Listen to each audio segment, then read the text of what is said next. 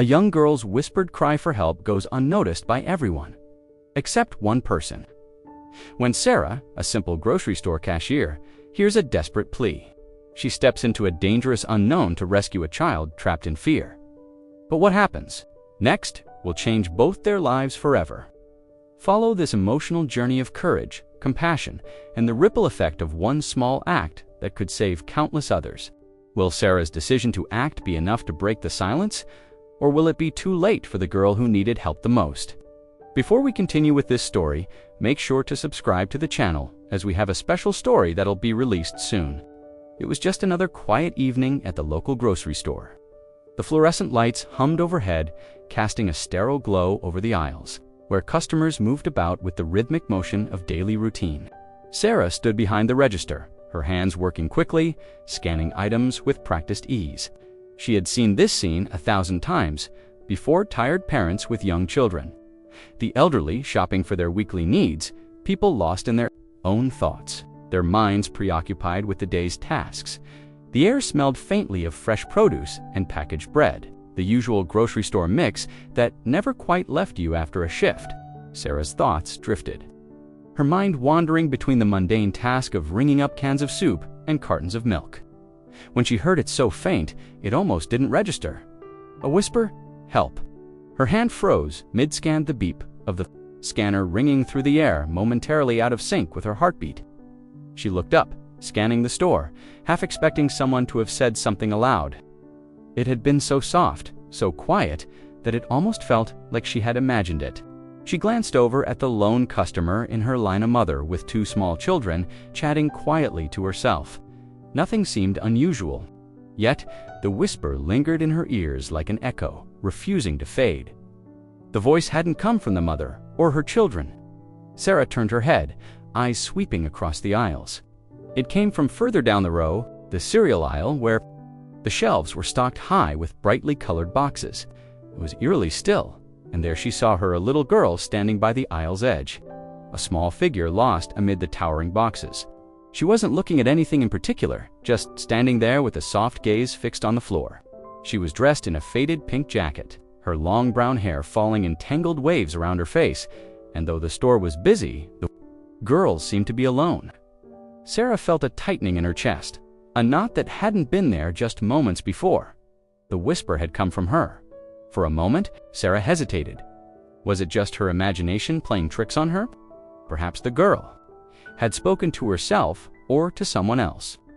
Maybe the sound had been carried by the air, mingling with the hum of the store. But something in Sarah's gut told her it wasn't just a fleeting sound. Without thinking, Sarah stepped away from the register and made her way toward the aisle. Her footsteps echoed faintly as she walked, the sound oddly loud in the otherwise quiet store. She tried to make herself seem nonchalant, though her heart was beginning to race. The girl hadn't moved. She remained standing in place, her eyes still downcast, as though she hadn't noticed Sarah approaching. "Are you okay?" Sarah asked, her voice gentle but steady, though she couldn't quite mask the concern creeping into her tone. She crouched slightly, trying to meet the girl's gaze, but the little one wouldn't look up. Instead, she shifted her weight from one foot to the other, clearly uncomfortable, the tension in her posture unmistakable. There was a long silence, during which Sarah wondered if she should just walk away. Maybe it was nothing. The girl was probably just tired or shy. But the whisper, the urgency she'd heard, kept gnawing at her. She wasn't sure why, but she couldn't let this feeling go. The girl's shoulders slumped slightly, and just as Sarah thought she might walk away, the girl looked up. Her eyes were wide with fear, and for a moment, Sarah saw a flicker of something, an emotion she couldn't place. The girl opened her mouth as though to speak, but closed it again, her lips trembling. "I'm not supposed to be here," the girl finally whispered, her voice barely audible above the murmur of the store's background noise. The words struck Sarah like a punch to the gut. She wanted to ask more. What did she mean? Was she lost? Was she hurt? But before she could open her mouth, the girl glanced nervously over her shoulder, eyes scanning the aisle. Before looking back at Sarah, her expression was filled with a strange mix of fear and reluctance. Without thinking, Sarah reached out, touching the girl's arm lightly. The girl flinched, and Sarah immediately pulled back, regretting the sudden movement. "Is everything okay?" Are you here with your parents?" Sarah's voice was soft but firm, trying to reassure the girl, to let her know that she was safe. The little girl shook her head quickly, her wide eyes darting toward the end of the aisle. Sarah turned her head instinctively, following the girl's gaze. She saw a woman, tall and hurried, pushing a cart loaded with groceries. She moved quickly, almost too quickly, as if trying to avoid being noticed. The woman's face was hard to read, cold, distant. She passed by without even looking. In Sarah's direction, as if the girl didn't exist, the girl's eyes locked with Sarah's once more. The faintest trace of something confusion crossed her face. "I have to go," she said, her voice barely above a whisper, almost as if she was talking to herself. And then, before Sarah could react, the girl turned and hurried toward the woman, who was now at the checkout line, looking impatient and distracted. Sarah stood there for a moment, frozen, her heart still racing. What had just happened? Had she done enough? The whisper, the fear in the girl's eyes, it didn't sit right with her. But she had to wait, watch, see if anything more would happen. She couldn't just turn away now. She couldn't ignore what had felt like a plea for help. She watched the girl walk away, her small figure swallowed by the crowd, and hoped that she wasn't too late. Sarah's eyes scanned the store as she returned to her register. The normal hum of the grocery store surrounded her, people milling about, their voices a quiet background noise, the squeak of carts rolling across the linoleum floor, the occasional clink of a can or bottle on the counter. It was the usual evening crowd, a mix of parents with children, elderly couples, and college students grabbing snacks for the week. It was a scene she had witnessed countless times before, but tonight there was something different. Something she couldn't shake. The whisper she had heard earlier still echoed in her mind. She couldn't help but replay it, the way it had drifted through the airsoft, almost imperceptible. She had tried to push it out of her mind, telling herself it was nothing, but the unease had settled deep in her chest. Something had felt wrong, and Sarah couldn't ignore it. She found herself glancing around, her gaze drifting over the shelves and down the aisles. It was when she passed the cereal aisle that she saw her, a young girl, no older than 8 or 9, standing alone amidst the towering shelves of colorful cereal boxes. She was barely visible between the rows, just a small figure with her head tilted slightly to one side, as if unsure where to go. Her small hands gripped the edge of the shelf, as though she might steady herself against it, and her eyes darted around the store, constantly checking to see if anyone was watching her. The girl seemed completely out of place in the midst of the bustling store, her small body small in comparison to the towering stacks of cereal and the noise that surrounded her.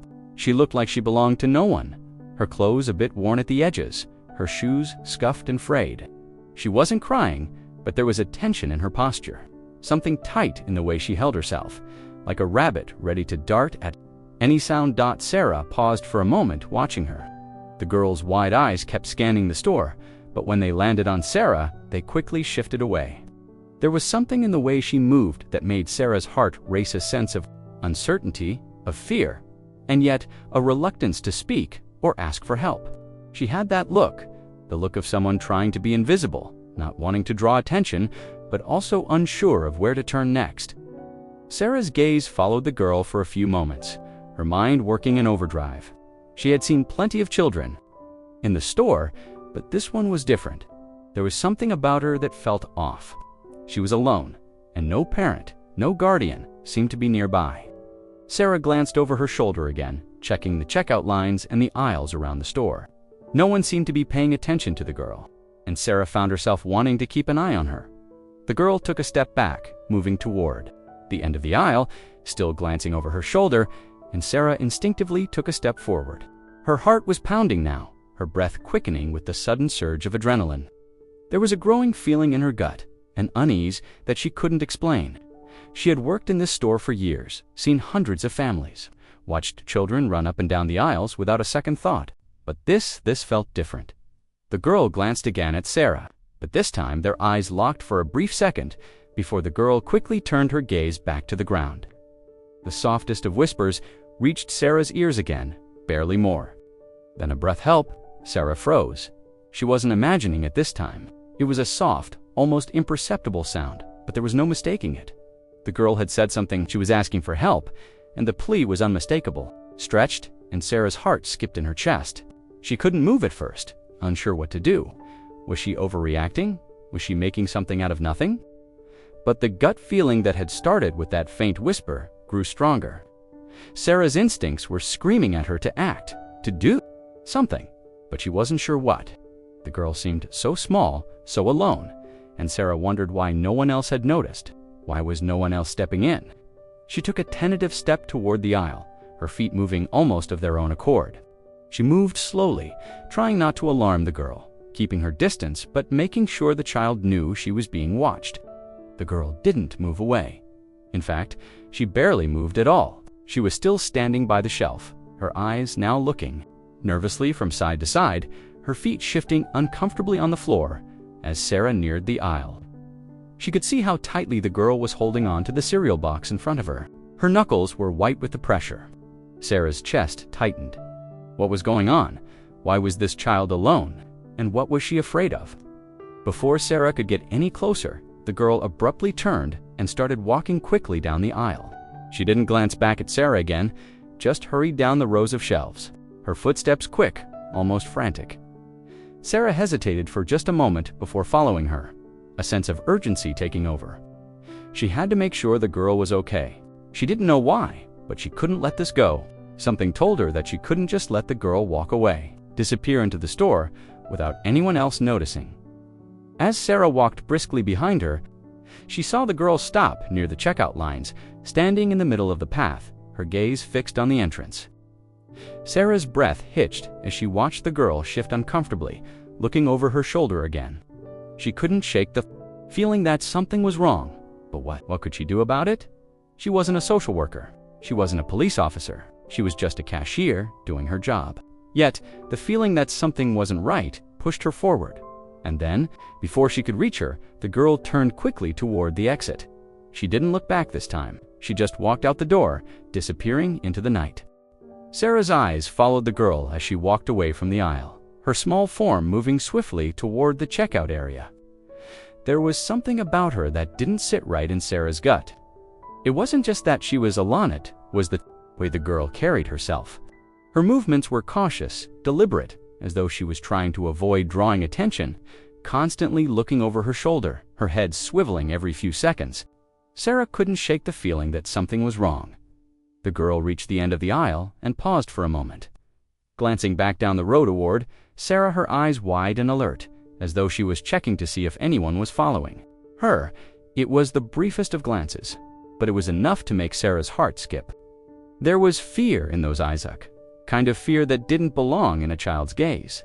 It wasn't the simple apprehension of a kid in a crowded store. This was something deeper, more urgent. And then she heard it again. Help. The whisper was even softer than the first time, barely audible over the low hum of the store. It sent a chill down Sarah's spine, and without thinking, she started moving toward the checkout area, her feet almost running as she followed the girl's path. There was no mistaking it. Now this wasn't just some casual moment of distress. The girl was trying to get someone's attention, someone who might care enough to notice that something wasn't right. The girl glanced around again as she reached the checkout lanes, the small movement sharp as though she was searching for an escape. Her eyes scanned the rows of customers, looking over their shoulders, checking to see if anyone was paying attention. No one was. The man at the self-checkout wasn't looking up from his items. A young mother with a stroller was fumbling with her wallet, her attention elsewhere. The entire store felt oblivious to the small child, who seemed to be caught in some kind of silent struggle. Sarah stopped a few steps behind the girl, trying to be as inconspicuous as possible. She didn't want to alarm her, but the need to protect her was overwhelming. She glanced at the girl's face again, noting the furrowed brow, the trembling hands, the way her body tensed at every noise, as if anticipating something. Sarah swallowed hard. She had to say something, do something. She couldn't just stand here and watch this child in distress, but before she could take another step, the girl turned sharply, heading for the exit. Her small body was moving at a pace that felt too fast for someone so young. She was hurrying, as though she had somewhere to be or someone to meet. Sarah's heart raced. This wasn't right. She couldn't let her leave without knowing she was okay. Sarah took a deep breath and quickly closed the distance between them, her voice barely above a whisper. "Hey, are you all right?" The girl froze for a moment, her back still turned to Sarah, but she didn't look around. Instead, she quickened her pace, walking more briskly now, clearly trying to avoid Sarah's approach. Sarah's stomach dropped. The girl was scared. It wasn't just fear, it was panic, and it was taking everything the girl had to keep herself together. "Wait," Sarah called softly, her voice trembling slightly. "Are you lost?" The girl didn't answer, but Sarah saw her shoulders tighten, heard the soft intake of breath as she quickened her steps again, nearly running toward the door. Sarah's mind raced. She couldn't let her go out there alone, not with whatever was happening. She couldn't just let it pass. She knew she had to act before it was too late. Sarah glanced back toward the store entrance and saw that the woman who had been shopping earlier, the one with the cold demeanor, was standing near the exit now, her eyes scanning the store. Her gaze landed on the girl for a brief moment, and there was something in her expression that sent a wave of discomfort through Sarah. It wasn't concern. It wasn't relief that the girl was nearly out of the store. It was something colder. Sharp Dot, the woman, didn't approach. She didn't do anything, but Sarah could feel the tension in the air shift, like something was about to happen, and the girl was at the center of it. The girl was halfway through the door when Sarah almost instinctively stepped forward. She couldn't explain why, but something inside her urged her to intervene to protect this child who had done nothing but quietly ask for help. "Emily, wait," Sarah called, hoping to catch the girl's attention, hoping to stop her. She wasn't sure why she said the name. She hadn't been told, but it felt right. The girl stopped, just a few steps from the door, and Sarah saw her body tense. There was a brief flicker of hesitation before the girl turned around. Her face was pale, eyes wide, lips trembling slightly. The moment their gazes locked, Sarah knew she had made the right choice. The girl's eyes were filled with silent desperation, and for the first time since Sarah had laid eyes on her, Emily spoke. "Please," she whispered, barely audible, "don't tell her." The words hit Sarah like a punch to the gut. The girl was terrified of someone who wasn't in the store, but who clearly had a hold over her. Sarah's mind raced. Who was this woman? Why was Emily so afraid? But before Sarah could speak, again, the door to the store opened, and the woman, the one who had been watching, stepped forward, her presence looming in the doorway. Her eyes flicked toward Sarah and then to the girl. But she didn't say a word. Emily's gaze flickered between the two women, and then, in a flash, she turned and bolted toward the woman, practically running out of the store without looking. Back, Sarah's breath caught in her chest. The girl was gone. She was with her, with the person who had been watching. And Sarah was left standing there, her heart pounding in her chest, her mind reeling. What had just happened? What had she missed? What had she just witnessed? The questions flooded her, but the answers felt impossible to grasp. The whisper still echoed in her mind, "Help!" And now, as the store grew quiet again, Sarah was left with the sinking realization that whatever had just unfolded was far from over. Sarah stood frozen for a moment, her heart pounding in her chest. The words the girl had spoken echoed in her mind, each one heavier than the last. "Please, don't tell her." She had barely heard the rest of it. The urgency in the girl's voice, the terror in her eyes had been enough to make Sarah's pulse race. She glanced toward the exit, watching the woman and the girl walk out of the store together. The woman didn't seem to look back, her face expressionless. But Sarah couldn't shake the feeling that something was terribly wrong. There was no mistaking it. The girl was in distress, and Sarah knew, deep down, that she couldn't ignore it. She couldn't just let it go. But then again, what was she supposed to do? She wasn't a social worker or a police officer. She was just a cashier. She had no idea what was really going on between that woman and the girl. Maybe it was a misunderstanding. Maybe the girl wasn't in any real danger, the logical side. If Sarah's brain kept trying to tell her, it was nothing. But something in her gut, some primal instinct, refused to let her dismiss it. Sarah's eyes followed the woman and the girl as they made their way out of the store. The woman was walking with purpose, clearly intent on leaving. But Sarah couldn't shake the feeling that this wasn't just a normal mother-daughter interaction. The way the girl had looked at her, the desperation in her eyes, and the way she had practically run to the woman when Sarah had called out, none of it felt right. There was something more, something hidden beneath the surface. something that made Sarah's instincts scream at her to act. But what if she was wrong? What if she overstepped? What if it wasn't as bad as she thought, and she caused trouble? For no reason, a voice in her head told her to stay out of it, to go back to the register, finish her shift, and let the girl and her mother go on their way. It would be easy to convince herself that everything was fine, that she was just being paranoid. After all, she had no real proof of anything. Yet, as Sarah stood there, her gaze fixed on the door, she felt an overwhelming sense of responsibility, one that couldn't be ignored. The girl's voice, the fear in her eyes, the quiet plea for help, she couldn't just let it go. She had seen enough in her life to know that sometimes a quiet cry for help was the only thing standing between someone and something far worse. With a deep breath, Sarah made her decision. She couldn't turn away. She had to know that the girl was okay, no matter the risk, no matter how small the chance that she was wrong. Sarah couldn't live with herself if something happened to the child, and she had done nothing. She moved, quickly slipping out from behind the register and heading for the door.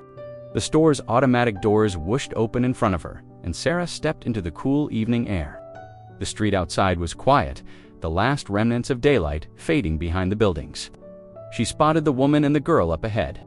About to cross the street without thinking, Sarah quickened her pace, her heart pounding louder in her chest. She tried to make her movements look casual, as though she were just another customer leaving the store. But inside, she was anything but calm. Her mind raced, running through all the possible scenarios, all the things she might say, how she might approach the situation. Should she call the police? Should she just ask the woman if everything was okay? Was she making a mistake? She watched the girl closely as they walked, her small frame barely visible beneath the woman's large, stiff body. Sarah could tell the girl was still nervous. Her head kept turning, scanning the street behind her as though checking for something or someone. She was in a hurry, but she kept looking back toward the store, as if she were waiting for something to happen, as if she were waiting for Sarah to follow. In that moment, Sarah knew she couldn't wait any longer. She couldn't just let them disappear into the night. The girl needed help, and if she didn't do something now, it might be too late. She wasn't sure how she was going to approach them, but she had to try. Sarah took a step forward, then another. As she moved closer, her breath quickened. She opened her mouth to speak, but no words came out at first. She had never felt so unsure of herself. She had never been in a situation like this before, so caught between the desire to do the right thing and the fear of doing something wrong. But then she saw the girl glance back at her again, and something in her changed. There was an unspoken plea in the girl's eyes, a silent request for help that Sarah couldn't ignore. "Hey, wait," Sarah called out softly, her voice catching in her throat. The words were awkward, tentative, but they carried with them the weight of everything Sarah was feeling. She had to do this. She had to know that she tried. The woman turned at the sound of Sarah's voice, her face hardening instantly. There was a brief flicker of surprise in her eyes, but it quickly faded into something colder. Sarah felt a shiver run down her spine. But she didn't step back. She had to see this through. "Is everything okay with your daughter?" Sarah asked, keeping her tone even but firm. She seemed a little upset back there. The woman's eyes narrowed, and for a moment, Sarah thought she might say anything, but then she just shook her head, her lips tight. "She's fine," the woman said, her voice flat. "She's just tired." But Sarah wasn't. Convinced, she couldn't explain it, but something about the woman's response felt off. The way she avoided Sarah's gaze, the way she had practically ignored the girl when she had been in the store, it was all wrong. Sarah took another step forward, her heart pounding louder in her chest. "I just wanted to make sure," she said softly, her eyes flicking to the girl, who was still standing quietly by her side, looking anywhere but at Sarah. The woman took a sharp breath, and for a moment, Sarah thought she might lash out, but instead, she simply turned and walked away. The girl following silently in her wake, Sarah stood there, her chest still tight, her mind swirling with questions.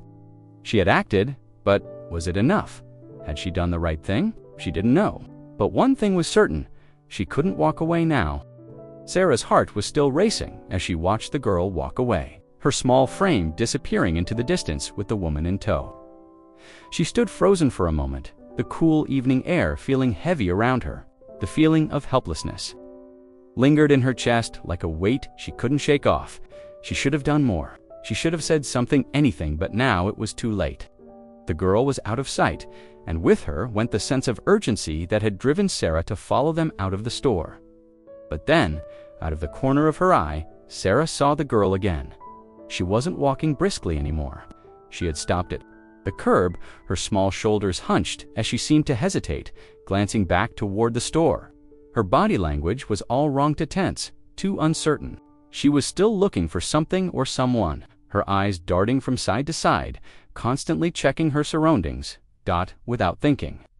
Sarah began walking toward her, her footsteps quick but quiet. She had to be sure. She had to know if the girl was truly okay, if she was really safe. The uneasy feeling in Sarah's stomach hadn't gone away, had only grown stronger. She approached the girl slowly, not wanting to startle her. The air between them was thick with unspoken fear, and Sarah felt the weight of it as she stepped closer. The girl had seen her coming, but she didn't look up. She just stood there, her gaze fixed firmly on the sidewalk beneath her, as though she were trying to disappear into the ground. Sarah could feel her heart ache for the girl, who seemed so lost and afraid, so small in a world that suddenly seemed too big and too overwhelming. "Hey!" Sarah called gently, bending down so that she was at the girl's level. She didn't want to tower over her, to make her feel even smaller. She wanted the girl to feel like she could talk if she needed to. The girl flinched, her body jerking slightly as if she hadn't expected anyone to speak to her. She glanced up briefly, her eyes wide, but they quickly flicked away, as if she was trying to avoid looking Sarah directly in the face. Sarah noticed how the girl was wringing her hands, the fingers trembling as they twisted around one another in a nervous rhythm. Sarah asked softly, her voice soothing, but there was a clear urgency behind her words. She scanned the girl's face, looking for any signs of distress, any hint that something was wrong beyond the obvious tension in her posture. There was a faint bruise on her cheek, just visible beneath her hairline. It wasn't much, but it made Sarah's stomach twist. It was enough for Sarah to know that something wasn't right enough to make her feel like the girl needed help. Eyes darted again, this time over Sarah's shoulder, checking to see if the woman was still nearby. Her face was pale, her lips trembling. She was doing everything she could to keep her emotions in check. But Sarah could see the cracks in her facade of fear, the anxiety, the way the girl's eyes flickered nervously whenever Sarah spoke. "Fine," the girl muttered, her voice barely above a whisper. It was the kind of response Sarah might expect from a child trying to protect someone else, or perhaps trying to protect herself from being noticed. The girl spoke the words so quickly that they almost sounded rehearsed, as though she had said them before, maybe even to herself, but Sarah didn't buy it. She could tell by the way the girl's shoulders were hunched in on themselves, the way she was clenching her hands so tightly that she wasn't fine. It was all too familiar, similar to the way someone would try to hold back their emotions when they were terrified or hiding from something. Sarah leaned in a little closer, her voice gentle but firm. "You don't have to be afraid," she said, watching the girl closely. "You're safe here." The girl didn't respond at first. She just stood there, her eyes cast downward, her shoulders still tight, her hands still wringing together. The tension was so thick that Sarah could feel it, like a physical weight in the air between them. It was as if the girl was afraid that if she spoke, something worse would happen, like her words would somehow make things more real. "I'm not going to hurt you," Sarah added softly, her heart aching as she watched the girl's face. She could see how torn the girl was, how desperate she seemed to hold on to whatever little control she had left. Finally, the girl spoke, her voice barely above a whisper. "I don't want her to know I talked to you," she said, her words rushed, as if she was afraid someone might overhear. She'd get mad. Sarah's heart sank as she realized the gravity of the situation. The girl wasn't just hiding. Fear she was hiding something far more dangerous. There was someone in her life who had made her afraid to reach out. Someone who had created a world where the girl felt she couldn't trust anyone, couldn't even speak up when she needed help. The girl's face was a mixture of fear and shame, and it was all Sarah could do not to reach out and pull her into an embrace. But she knew better. The girl wouldn't have accepted that, not from a stranger. "I won't tell anyone unless you want me to," Sarah said, her voice low and steady. But if you need help, you can talk to me." The girl looked up at her again, her eyes filled with uncertainty. But there was something else there now, something like hope, fragile and hesitant, but still present. It was the tiniest flicker, but it was enough. Enough for Sarah to see that she had made the right choice by speaking to her, by offering that small bit of reassurance. "I don't want to go with her," the girl said quietly, her voice trembling. "She scares me." The words hit Sarah like a punch to the stomach. She knew with sudden clarity that this wasn't just some family argument or a temporary misunderstanding. This was something much darker, and the girl was in real danger. The woman, the one who had been following her, wasn't just her mother. She was a threat. Sarah didn't know what kind of threat, but she couldn't ignore the terror that was now so visible in the girl's eyes.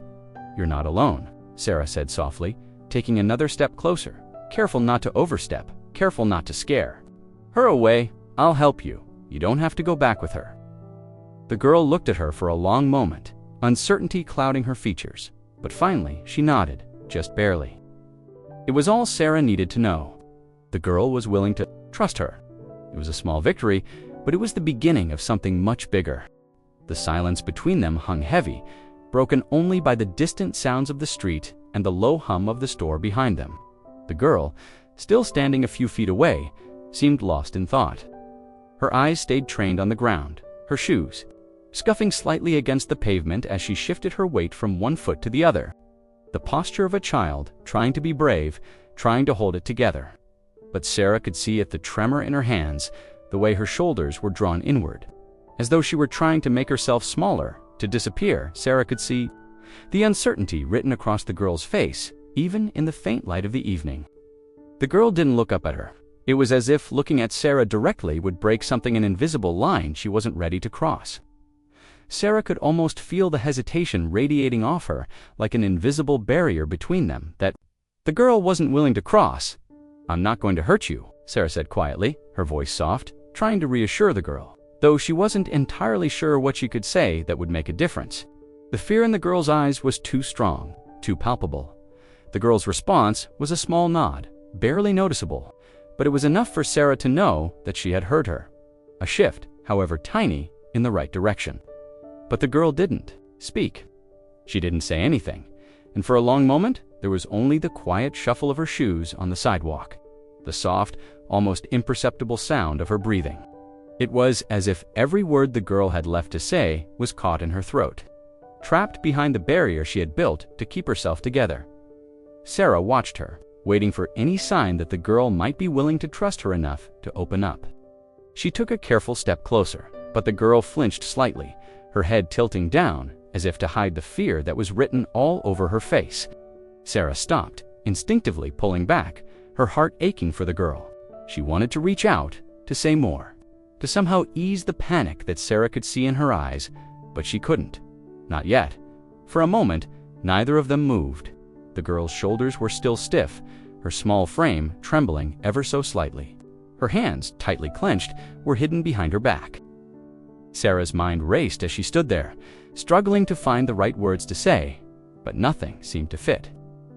What could she say to someone so clearly in distress, someone who was so terrified to even speak, let alone trust?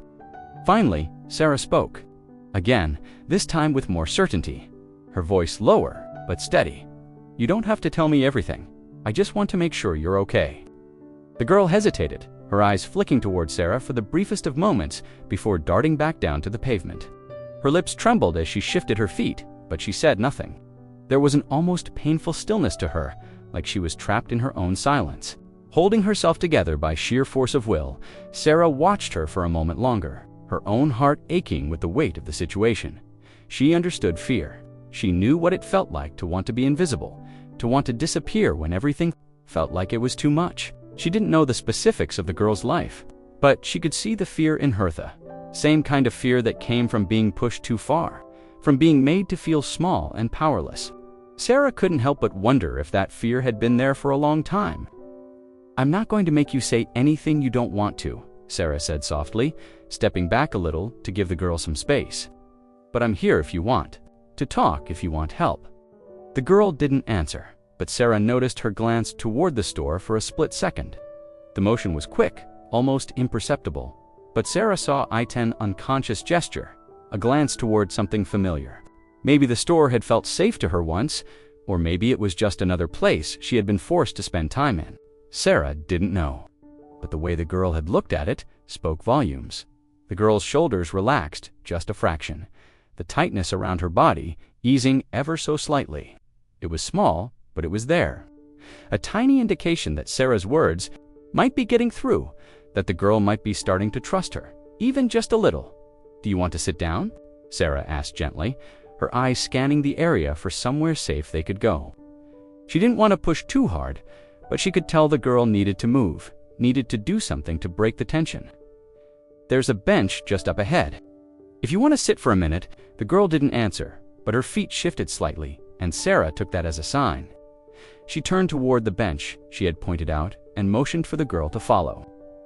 To Sarah's surprise, the girl did. She moved slowly, her eyes still downcast, but she followed Sarah's lead. They reached the bench, and Sarah sat down first, leaving a space beside her.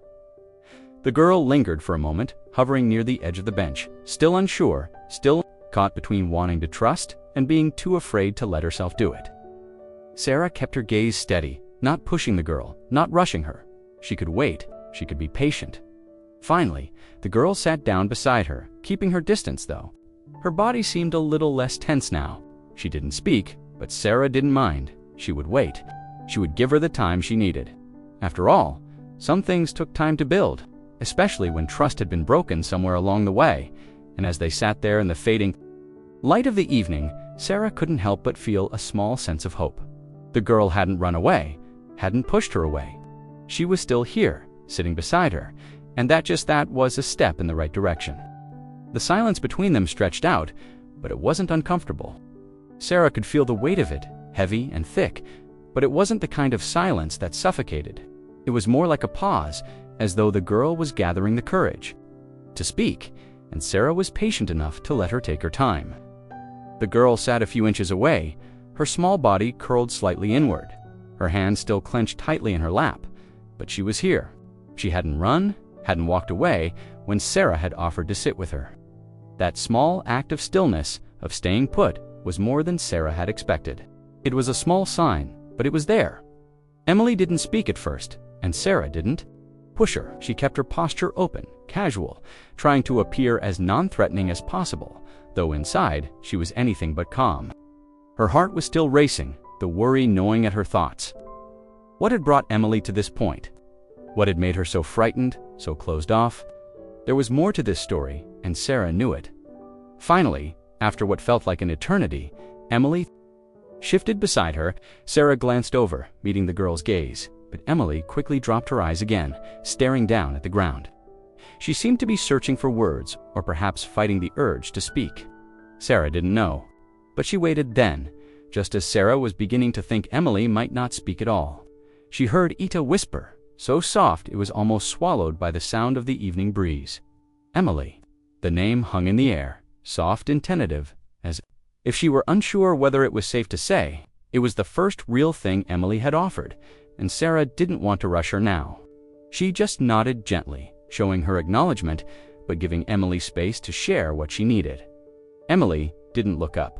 She just kept her gaze fixed on the ground, her fingers still twisting nervously in her lap. But then, as though a weight had been lifted just enough for her to speak, she said something that made Sarah's stomach turn with a quiet kind of understanding. "I'm scared." The words were barely audible, as if Emily were afraid they would be heard by someone else, as if speaking them would somehow make them too real. But to Sarah, they were clear, as though they were the very thing Emily had been holding back. The truth that had been hiding behind her quiet, fearful silence. The words didn't need to be loud to be powerful. The fear in Emily's voice spoke volumes.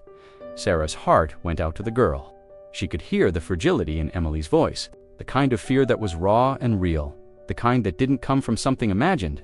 It was the fear of a child who had seen things she wasn't supposed to see, felt things she wasn't supposed to feel. It wasn't the fear of a nightmare, it was the kind of fear that lived inside a child's everyday reality. Sarah's throat tightened. She wanted to reach out, to pull Emily into an embrace, but she didn't. She didn't know if the girl would allow it, and she didn't want to push her further away. But the weight of the girl's fear was enough to make Sarah's own chest tighten. She needed to say something, something that might make Emily feel safe enough to speak, safe enough to trust her. "It's okay to be scared," Sarah said softly, her voice gentle. "You don't have to be brave all the time." Emily didn't respond, but Sarah could see the way her shoulders relaxed ever so slightly, as though the simple acknowledgement of her fear had somehow taken a small load off her chest.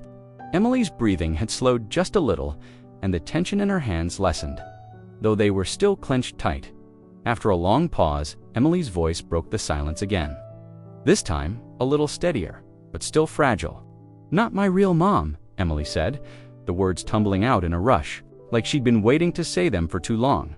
Sarah felt a sharp pang in her chest at the admission.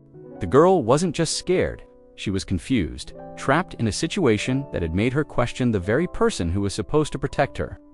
The woman Emily had been with, the one who had seemed so detached, so cold, wasn't her mother at all. The realization made Sarah's skin prickle with a new sense of urgency.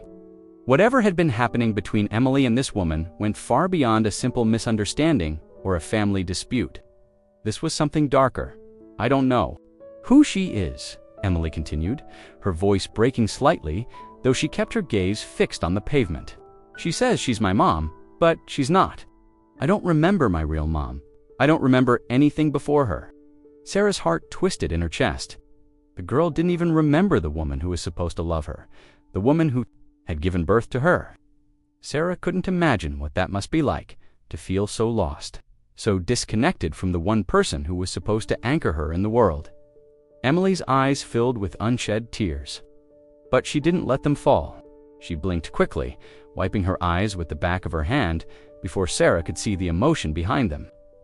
The girl was trying so hard to hold it together, trying to shield herself from the hurt and the fear that were clearly threatening. "To overwhelm her? She hurts me sometimes," Emily whispered, so quietly that Sarah almost didn't hear it. Her words hit Sarah like a physical blow, sharp and painful. The weight of the confession, so simple yet so devastating, made Sarah's blood run cold. Someone who was causing her harm. Sarah could feel the weight of the injustice, the helplessness that was now sitting heavy in her chest. It wasn't just a case of a runaway child or a lost girl, it was a girl in danger, trapped in a life that no one should have to endure. Sarah didn't know what to say. She didn't have all the answers, didn't know how to fix what had been broken, but she knew one thing for certain: Emily wasn't alone anymore. She would help her, even if it meant everything changing. "You don't have to be scared anymore," Sarah said softly, her voice firm now, as much for herself as for Emily. "You're safe. You don't have to go back to her." The silence that hung between them after Emily's words was heavy. Sarah could see the tension in the girl's small frame, the way her hands were clenched together as if holding on to something for dear life. Sarah's heart ached for her. The weight of the girl's confession, though brief, was enough to send a ripple of fear through Sarah. Emily's words about her so-called mother, they weren't just about physical hurt. There was something deeper, something unspoken, hidden. In those few words that Sarah couldn't ignore, she had to act now, before it was too late. Emily had already shown her a glimpse into her world, but that glimpse was only the tip of the iceberg. Whatever had been happening in the girl's life, whatever danger she was in, Sarah knew she had to find out more. She couldn't just sit here and pretend like everything would be okay. Taking a deep breath, Sarah reached out, her hand trembling slightly, and gently placed it over Emily's. The girl tensed at first, as though startled by the contact, but Sarah didn't withdraw. She kept her touch light, reassuring, hoping it would offer some comfort, even if just a little. She wasn't sure what Emily needed, but she knew one thing for certain: the girl was scared, and she needed to feel like someone cared, like someone was there to protect her. "Emily," Sarah said softly, her voice steady despite the storm of emotions whirling inside her. "Is someone hurting you? Are you safe with her?"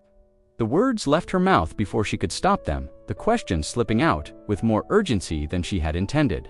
She tried to soften her tone, to make it clear that she wasn't accusing, wasn't trying to force her to say something she wasn't ready for. But she had to ask, she had to know. The moment the words were out, Emily's body stiffened. Her eyes darted around quickly, scanning the area as though making sure no one was listening. Her gaze lingered on the street behind Sarah as if searching for an escape. The girl didn't answer right away, but Sarah could see the fear flicker in her eyes. Emily's small chest rose and fell with uneven breaths, her shoulders tense, the tremor in her hands more pronounced. Sarah waited patiently, keeping her touch light, not forcing the girl to speak before she was ready. But Emily's silence spoke volumes. The fear in her eyes was enough to confirm Sarah's worst suspicion. Whatever was going on, it wasn't just emotional distress, it was physical too. Finally, after what felt like an eternity, Emily shook her head quickly, her eyes downcast. She didn't look at Sarah, not directly. Her voice, when it came, was so quiet that Sarah almost didn't hear it. "No," Emily whispered, the words so soft, so laden with uncertainty, that it barely made it past her lips. She doesn't hurt me." Sarah felt the words like a punch to the gut, but she didn't show it. She couldn't let Emily see the sadness and worry that flooded through her. Emily had said no, but there was something in the way she spoke, in the way her body cringed ever so slightly, as if bracing for something that wasn't immediately visible. There was more to this. Sarah's heart thudded in her chest as she watched the girl, wondering whether Emily had said those words because she didn't want to admit the truth, or if she genuinely believed them. She wasn't sure. What was certain, however, was that Emily wasn't ready to open up completely. "Not yet. I'm not going to force you to talk about it," Sarah said softly, her voice gentle, trying to reassure Emily that she could take her time, that she didn't need to say anything until she was ready. "But if you ever feel like you're not safe, you can tell me. I can help you." For a moment, Emily said nothing. She didn't look up, didn't acknowledge Sarah's words. But the faintest of nods came after a long pause. It wasn't much, but it was enough. It was a flicker of trust, a small acknowledgement that Emily had heard her, that she was willing to listen. Sarah's heart ached as she looked at the girl, seeing the fear in her eyes. She wasn't sure what had happened to Emily, what had made her so afraid, but she knew that she couldn't just walk away. Not now. Emily shifted uneasily beside her, her body language still closed off, still cautious. But there was a subtle shift in her posture, a small release of tension that Sarah could feel. The girl hadn't said much, but in that moment, it was enough. Emily wasn't alone anymore. Sarah wasn't going to let her be. "Do you want me to stay with you?" Sarah asked quietly. "I'll stay as long as you need me to."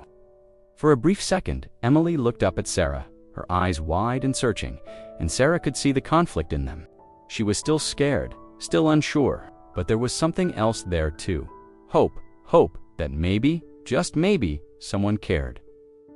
After a long moment, Emily nodded again, more confidently this time. It wasn't a perfect solution. It wasn't a promise that everything would be okay, but it was something. It was a small step forward, a step toward.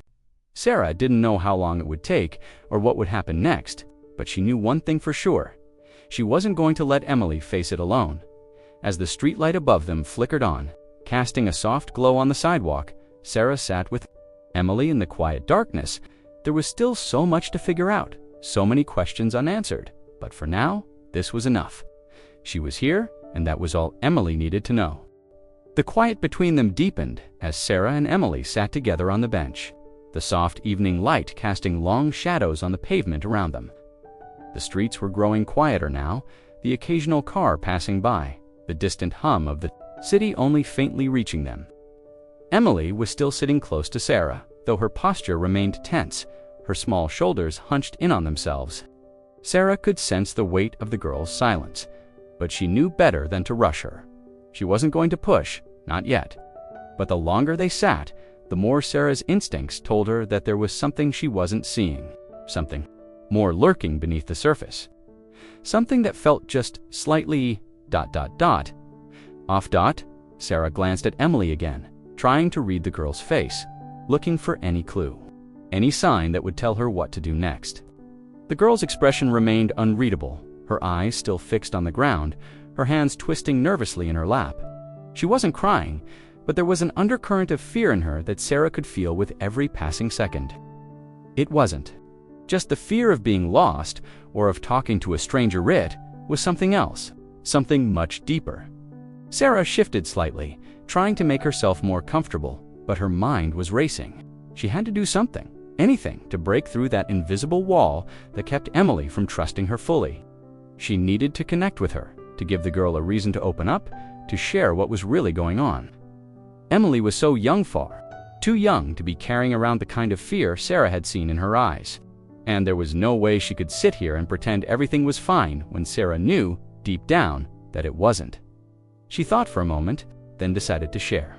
Something small, something personal, something that might help Emily feel like she wasn't so alone in the world. Maybe that would be the key. "I have a daughter about your age," Sarah said quietly, her voice gentle, as she spoke in a way that wasn't forceful but inviting. She watched Emily closely, hoping that the mention of her own daughter might make the girl feel a little safer, a little less threatened. "She's a bit younger, actually. But I know how tough it can be when you're feeling alone or scared." Emily didn't respond right away, but Sarah noticed the slight shift in her demeanor, the smallest, almost imperceptible movement in the way Emily held her body. She wasn't sure if it was because of Sarah's words or simply because of the comfort that came with sitting quietly together, but it was something to hold on to. "I'm sure she'd love to meet you," Sarah added softly, trying to give Emily a glimpse of something normal, something that might make her feel like there was still a world outside of the fear that she was carrying. "Her name is Mia. She's always asking about new friends, and I think she'd really like you." For a moment, Emily's eyes flicked up towards Sarah, just for the briefest of seconds. There was something in her gaze that made Sarah's chest tighten. It was the faintest spark of recognition, a flicker of curiosity, but it was quickly gone, buried beneath the same wariness that had been there all along. Emily didn't respond, not verbally at least, but there was a shift, a subtle change. "I know it's not easy," Sarah continued, keeping her tone light but genuine. "Being around people you don't know, especially when things feel ... out of place." She hesitated, carefully choosing her words. "But you're not alone here. I'm not going to leave you alone, not until you feel like you're safe." Emily didn't say anything for a long time after that, and Sarah wondered if she had said too much, if the girl wasn't ready to hear it. But she didn't want to push. She just wanted to be here, in this moment, to offer whatever comfort she could, even if it was just in silence. Then, just when Sarah thought Emily might slip back into her own world, the girl spoke again, her voice so quiet it was almost lost in the evening air. "Why do you care?" Emily's voice was shaky, her words uncertain. "You don't even know me." The question took Sarah by surprise. It was so simple, but it cut straight to the heart of everything that had been unspoken between them. It was the question of trust, the question of why anyone would help, especially when there was so much at stake. Sarah's heart ached as she looked at Emily, her gaze softening. "Because everyone deserves to feel safe," she said, her voice steady now, a quiet confidence behind it. "And no one should have to be alone, especially when things are hard." Emily didn't respond right away, but Sarah could see the shift. In her eyes, there was a flicker of something there, tiny glimmer of understanding, as if the girl were starting to believe Sarah's words, starting to believe that she wasn't just some stranger who would come along with empty promises. There was real care in Sarah's voice, in the way she spoke, and somehow, Emily could see it. "I'm not leaving you," Sarah added quietly, her words a promise. Simple, but firm. Emily's lips trembled, just for a second before she spoke again. "I don't want to go back with her," she whispered. The words so quiet Sarah almost didn't hear them. "I don't want to go back home." The ache in Sarah's chest deepened at the girl's words. She didn't need to ask who her was. She already knew. But hearing Emily say it out loud made the reality of the situation settle heavily between them. "You don't have to go back with her," Sarah said softly, her hand resting reassuringly on the girl's arm. "Not if you don't want to." Emily's eyes flickered to Sarah's, just for a moment, and in that brief exchange, Sarah saw something that almost made her heart stop a fleeting, fragile hope. It was the kind of hope that comes when a child realizes that maybe, just maybe, there's a way out. It was a glimmer that Sarah would hold on to, because in that moment, she knew she couldn't let Emily go back to that life. Not without a fight. Not while she still had the strength to protect her. The stillness between Sarah and Emily hung in the air, thick with unspoken words, as Sarah tried to process everything the girl had just confided. The quiet moment felt like a fragile thing, something that might break at any second. Emily's admission, her fear, her reluctance to go back with the woman she called mother, sat heavily between them. Sarah's chest tightened with a protective instinct that she couldn't ignore. It wasn't just about helping Emily feel safe in that moment, it was about making sure she stayed safe in the long term. Sarah glanced over at the store, trying to gather her thoughts. But the faint noise of distant conversations and the murmur of the checkout lanes blurred into the background. Her attention on Emily, watching the girl's every subtle movement. Emily was still hunched over slightly, as if holding herself together. Her eyes were downcast again, avoiding Sarah's gaze as if she were still unsure whether to trust her. Fully it was then that Sarah saw her. She walked past the end of the aisle, moving quickly, her steps quick and purposeful. Sarah's eyes locked onto her immediately, and a strange chill ran through her. The woman didn't look at Sarah, didn't even acknowledge her presence. She simply passed by, her gaze fixed ahead, her face tense and tight, as though she had a place to be. Something she was in a hurry to do. She was tall, her posture stiff, and she moved with the kind of intensity that suggested she was trying to avoid being noticed by anyone. The woman didn't stop. She didn't hesitate for even a second. She just walked by, and Sarah couldn't help but notice how the girl, Emily, had flinched the moment the woman's presence brushed by them. It was a subtle thing, a sharp intake of breath, followed by a quick glance toward Sarah, as if the girl was afraid the woman might see them together. That glance, the fear in Emily's eyes, was all Sarah needed to know. This wasn't just a case of a child trying to avoid an overbearing parent. Something was off about this woman, something dangerous, and Sarah could feel it in her bones. She could feel her heart rate quicken as she watched the woman disappear down the aisle. The way she moved, the way she ignored the people around her, it all felt wrong. It was like she was purposefully shutting herself off from the world, as though she didn't want to be seen, as though she didn't want to be questioned. It was that kind of coldness, that distance, that made Sarah uneasy. A mother should look after her child, should be concerned, should show some hint of warmth or even annoyance if the child was not by her side. But there was nothing here, just a hurried, almost mechanical sense of urgency. Emily didn't say anything at first. She kept her head down, her hands still fidgeting in her lap, her gaze focused entirely on the floor. Sarah could sense the tension in the air, the way the girl was withdrawing into herself again, trying to hide. She couldn't blame her after all. She had just revealed something that clearly weighed heavily on her, something that made her feel vulnerable, but Sarah wasn't going to let her pull away again. She wasn't going to let Emily shut herself off and go back to that woman without knowing someone cared. "Is that her?" Sarah asked, her voice quiet but firm. She didn't need to say more. Emily didn't need to confirm it, not with words. Sarah could already feel the answer in the way the girl's body went rigid, in the way her fingers stopped moving for just a second, as if frozen by fear. Emily finally nodded, but it was barely perceptible. A quick, almost imperceptible movement. It was enough. Enough to confirm Sarah's worst suspicion. The woman was Emily's mother, and yet there was nothing maternal about her. There was no tenderness, no concern for the girl's safety or well-being. There was only that cold, impersonal detachment. And it made Sarah feel sick to her stomach. "That's her," Emily whispered, barely above a breath. "She's my mom." Her words were slow, reluctant, like she didn't want to admit it out loud, like the admission itself caused her pain. Sarah could see the way the girl flinched when she said it, as if speaking the words made them feel more real, more tangible. "She's not like other moms," Emily continued, her voice cracking just slightly. "She doesn't care." The words hit Sarah harder than she expected. It wasn't just neglect. It was something deeper. Sarah didn't need Emily to explain anymore. She could see it in her eyes, the hurt, the hopelessness, the silent plea for someone to intervene. To break through the wall the woman had built around her. "She's scared of her," Sarah whispered, more to herself than to Emily, but it was the truth. Emily was terrified, not just of the woman, but of the life she was trapped in silence, trapped in fear. "I'm scared of her," Emily said, her voice barely audible now. "But she says I have to go with her. That I don't have a choice." The words cut through Sarah like a knife. The girl was living in a prison built from fear and manipulation, a place where there was no escape, no way to fight back. The woman had created that prison, locked Emily inside, and somehow the girl was too young, too vulnerable to break free. But Sarah wasn't going to let that happen. Not here, not now.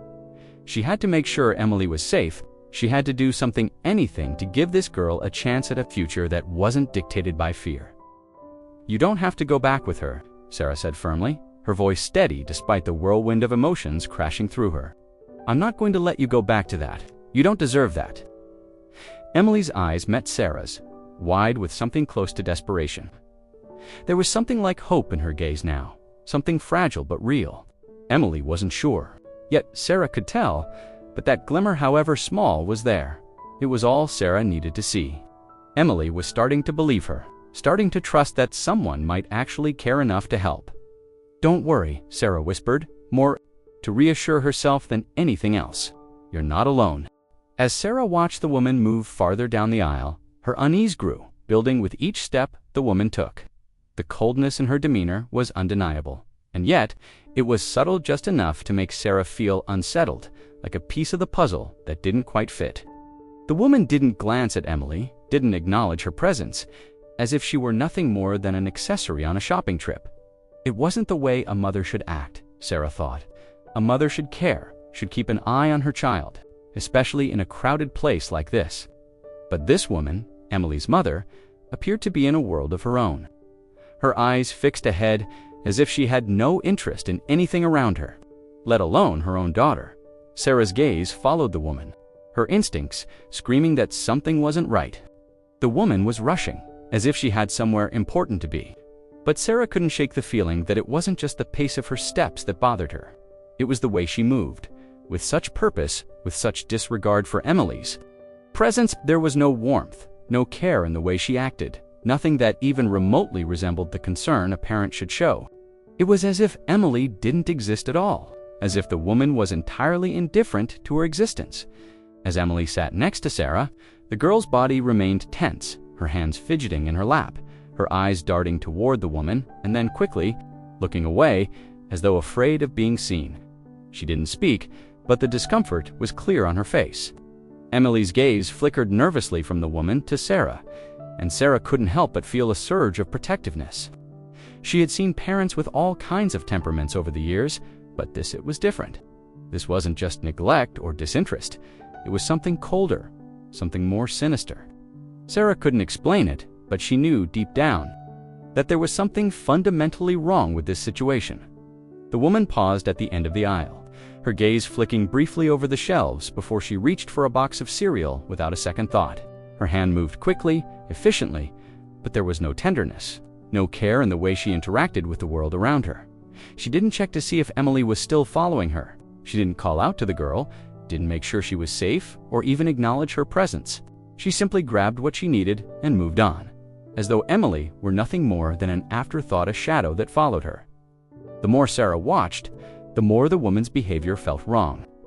It wasn't just her coldness toward Emily, it was the lack of connection between them, the complete absence of affection or concern. It was as if Emily didn't even matter to her mother, as if she were a burden rather than a child. Sarah's gut twisted at the thought. How could a mother treat her own daughter this way? How could someone so clearly detached from their child be trusted with her care? The woman's movements were sharp, efficient, as though she were performing a task rather than engaging in any kind of relational dynamic. When she turned, she briefly looked down at Emily, but there was no warmth in her gaze, no recognition of the girl's presence. Emily didn't react to the glance, didn't flinch, didn't try to make eye contact. She just sat still, her posture rigid, as though she was used to being invisible, used to being disregarded. The way Emily had described her mother, the fear, the hesitation, was now making more sense. Sarah could see it in the girl's body language. She was afraid of the woman, but she was also used to it, used to being overlooked, used to being treated as though she didn't matter. It was as if Emily had resigned herself to the reality of her situation, had accepted that she would never receive the care and love she deserved. That realization stung more than Sarah had expected. The woman's coldness felt like a red flag, but Sarah couldn't place it. There was something deeper lurking beneath the surface, something far more dangerous, and she couldn't quite figure out what it was. It wasn't just neglect, it was something more insidious. It was as if this woman had no interest in being a mother, no interest in providing the love and protection a child needed, and that unsettled Sarah to her core. She watched as the woman turned sharply toward the register, her eyes scanning the shelves one more time before she started to head toward the self-checkout. Emily didn't follow her immediately. Instead, she stayed frozen, her eyes trained on the ground, as though she didn't want to make any noise or draw attention. It was like she was waiting for something, waiting for the woman to call her, waiting for some sign that she was supposed to follow. But the woman didn't look back. She didn't say anything. Emily hesitated for a moment, her body still before standing up slowly, her gaze flickering back to Sarah. There was a mixture of reluctance and fear in her eyes, like she was torn between running away and doing what she had been taught to do. Obey, follow, be silent. She didn't speak, didn't say a word.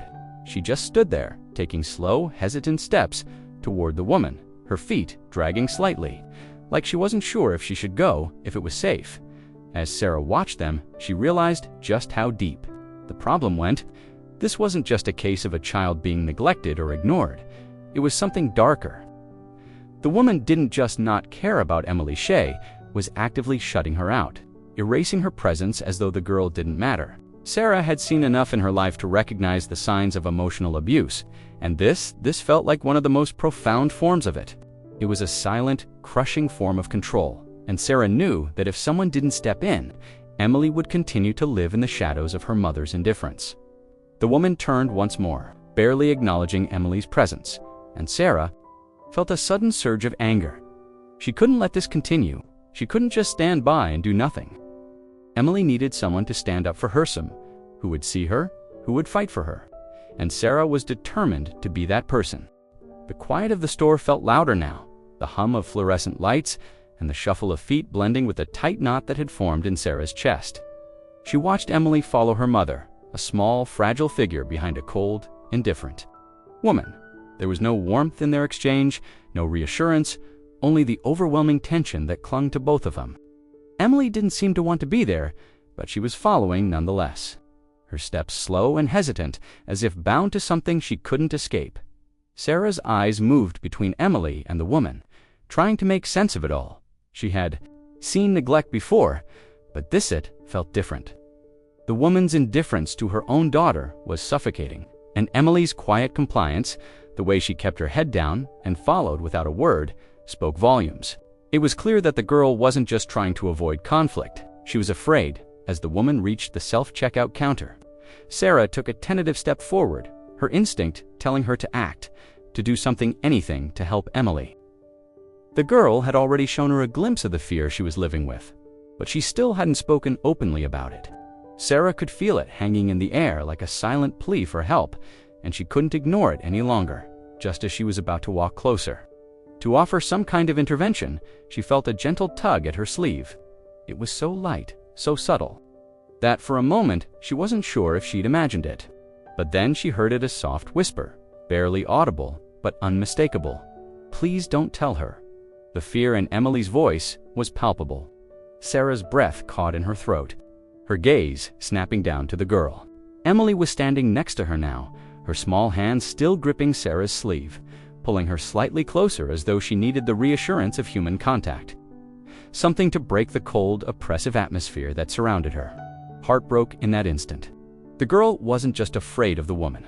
She was afraid of what might happen if anyone, especially someone like Sarah, stepped in. There was no mistaking the terror in Emily's eyes, the raw vulnerability that she wasn't hiding anymore. She was pleading for Sarah to understand, to not make things worse. "Emily," Sarah began, her voice gentle, coaxing, but with an edge of concern she couldn't hide. "You don't have to be scared. You can tell me what's going on. I won't let her hurt you." But Emily shook her head quickly, her eyes wide with panic. "Please," she whispered again, her voice trembling. "Please don't tell her." Sarah could feel the desperation in Emily's words, the silent cry for help wrapped in fear of the consequences. There was so much unspoken between them now, and Sarah knew she couldn't force the girl to speak.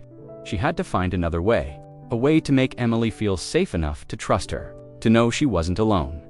The fear Emily carried was almost suffocating, and Sarah couldn't help but wonder what had happened in the past. What had made Emily so terrified of her mother, of the woman she should have been able to turn to for protection? The more Sarah thought about it, the more her gut twisted. Whatever this woman was doing to Emily, whatever control she had over the girl, it was something deep, something far worse than mere neglect. The girl had learned to be silent, to hide her fear, because she had no choice but to keep quiet. Sarah knelt down a little, trying to make herself smaller in the girl's eyes, trying to convey that she wasn't a threat, that she wasn't going to force her into something she wasn't ready for. She placed her hand gently on Emily's, her touch light and non-intrusive, offering the smallest measure of comfort. "I'm not going to tell her," Sarah said softly, her voice steady but filled with compassion. "But I need you to know that. You don't have to go back with her. Not if you don't want to." Emily's eyes flickered to Sarah's, and for a brief second, the girl's guard lowered just a fraction. There was a flicker of hope, a brief moment of vulnerability, but it was gone almost as quickly as it had appeared. Emily's face tightened again, her shoulders pulling inward as she withdrew from Sarah's touch, retreating into herself. She wasn't ready to let go, to let anyone in. "I have to," Emily whispered, barely audible. "I have to go. I don't have a choice."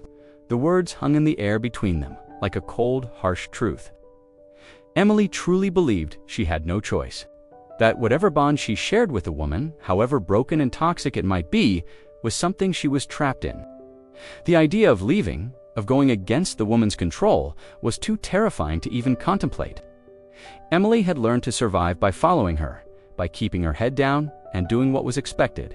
The fear of what might happen if she broke that silence, if she defied the woman, was too much. Sarah's heart clenched with sympathy and anger. The girl was so small, so fragile, and yet she was carrying this enormous burden all alone. She was trapped in a world of fear, one that made her believe she couldn't escape. But Sarah knew that wasn't true. Emily didn't have to carry this weight alone anymore. "Emily, listen to me," Sarah said softly, her voice firm but full of reassurance. "You don't have to go back with her. You don't have to do anything that feels wrong. I'll help you. You're not alone." For a moment, Emily didn't respond, her gaze fixed on the ground. Sarah could feel the uncertainty radiating off the girl. The fear was still there, still so overwhelming, but there was a flicker of something else too, something that Sarah could only describe as tentative hope. It was fragile, but it was real. The woman was still at the checkout, still busy with her own tasks, unaware of what was happening just a few feet away. Emily hadn't moved yet, but Sarah could feel the pull of the girl's dilemma. She wanted to be free, to escape, but she was too afraid to break away, too scared of the consequences. "You don't have to be afraid anymore," Sarah said, her words quiet but firm. "I'll help you, I promise. You don't have to go back." There, Emily looked up at her again, the fear still present but mingled with something else, a glimmer of trust, however small. Sarah didn't know how long it would take to help Emily, to convince her that she didn't have to return to that woman. But she knew one thing for certain: she wouldn't stop trying. She would do whatever it took to make sure this girl, who had been forced to carry so much on her own, finally knew she was safe. Sarah stood there, the weight of the decision pressing down on her chest. Her eyes were still on Emily, who sat a few steps away, fidgeting nervously, her small hands gripping the edges of her jacket as if it were the only thing keeping her grounded. The woman, the one who was supposed to be Emily's mother, had disappeared further into the store, and the quiet between them now felt suffocating. Sarah could feel the tension in the air, thick and uncomfortable, and she was unsure of what to do next. On one hand, she told herself it was nothing. Emily was just a child in a moment of rebellion, maybe feeling embarrassed or upset with her mother. Maybe it was a simple misunderstanding, a family disagreement that would pass in time. But that didn't sit right with Sarah. She couldn't shake the gnawing feeling deep in her gut, the instinct telling her that something more was going on. Something deeper than a child throwing a tantrum or a fleeting disagreement between a parent and their child. Emily's eyes kept darting toward the door, toward the woman, then back to Sarah, as if she was torn between running and staying, between speaking and keeping silent. Her hands trembled slightly, and Sarah could see the way she clenched her fists, her body still like a coiled spring, ready to spring into action if needed. It wasn't just discomfort, it was fear. And that fear, that rawness in the girl's eyes made Sarah feel more certain that something was terribly wrong. The woman, her so-called mother, had acted with such indifference. Sarah couldn't forget the way she hadn't even glanced back when Emily had followed her. The absence of any visible concern, any sense of maternal care. The woman had been in a hurry, moving with purpose. But Sarah couldn't help but feel that it wasn't just a rushed shopping trip. There was something deeper, something controlling about the way she had ignored Emily's presence. It felt like Emily was an afterthought, an inconvenience to be dealt with, rather than the focus of her attention. And in that moment, Sarah knew, deep down, that this wasn't just a case of a distant parent. It was something much darker. But what could she do? What was she supposed to do in this situation? She was just a cashier stranger to this girl, a passerby in the middle of an ordinary shift. Her role was to scan items, process payments, and keep the line moving, not to intervene in someone else's family dynamics. She wasn't trained to handle situations like this. She didn't know what the legal ramifications were, what steps she could take to protect Emily without making things worse. Could she just call the police? What if she was overreacting, reading too much into something that wasn't actually as serious as it seemed? Sarah could feel herself hesitating, torn between the fear of overstepping and the overwhelming need to protect this child. What if it wasn't as bad as she thought? What if she was just seeing shadows where there was nothing to be afraid of? Maybe the mother wasn't neglecting her daughter. Maybe Emily was just a child going through a rough patch, and things would get better with time. The thought made Sarah feel sick. She wanted to believe it, wanted to convince herself that she wasn't overreacting, that she wasn't imagining things. But everything about this situation felt wrong. The coldness, the way Emily was left to fend for herself, the way the woman ignored her. Sarah couldn't just brush it off. And then there was the look on Emily's face, the fear, the hesitation. She wasn't just upset, she was terrified, and that was something Sarah couldn't ignore. She couldn't stand by and pretend that everything would be fine, that Emily's fear was just some passing emotion. That was a fear born from something real, something that had been happening for far too long. The decision pressed heavily on Sarah's chest, suffocating her. She knew what she had to do, but the uncertainty lingered. If she stepped in and was wrong, if this was truly just a normal mother-daughter relationship, would she make things worse? Could she be overstepping? Would the woman become angry, retaliate, or cause more harm? The questions swirled in Sarah's mind, each one more daunting than the last. And yet, despite her doubts, there was no ignoring the feeling in her gut. The instinct telling her that this wasn't just a disagreement, this was something more. She glanced at Emily again, the girl still sitting on the bench, looking out at the store with wide eyes, scanning the area like a cornered animal. Emily wasn't asking for help directly, but Sarah could see it in her silent cry for someone to notice, someone to intervene. She didn't have to say anything. Her actions, her body language, spoke volumes. Emily was scared, and in that moment, Sarah realized something she hadn't fully processed until now. It wasn't just Emily's welfare that was at stake, it was her safety. This wasn't about a mother being distant, it was about a child. Being trapped, without giving herself time to overthink it any further, Sarah made up her mind. She couldn't let this go. She couldn't walk away and pretend that everything would sort itself out. Emily needed help, and Sarah was the only one there who could give it. "Stay right here," Sarah said quietly to Emily, her voice firm but reassuring. "I'm going to talk to the manager. I'll be back in a minute." Emily nodded, but there was hesitation in her eyes. Sarah could see the fear that Emily was still holding on to, the uncertainty of what might happen next. But Sarah gave her a small, reassuring smile before turning toward the manager's office at the back of the store.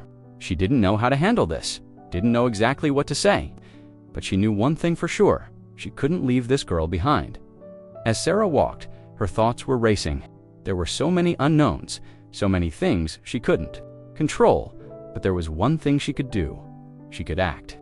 And if that meant pushing past her fear, past the boundaries of her role as a cashier, then so be it. Emily's safety was worth it, and in the end, that was all that mattered. Sarah stood at the edge of the aisle, her mind racing as she watched Emily, the girl who had just confided in her, sitting so quietly. Her small figure barely visible against the cluttered store shelves.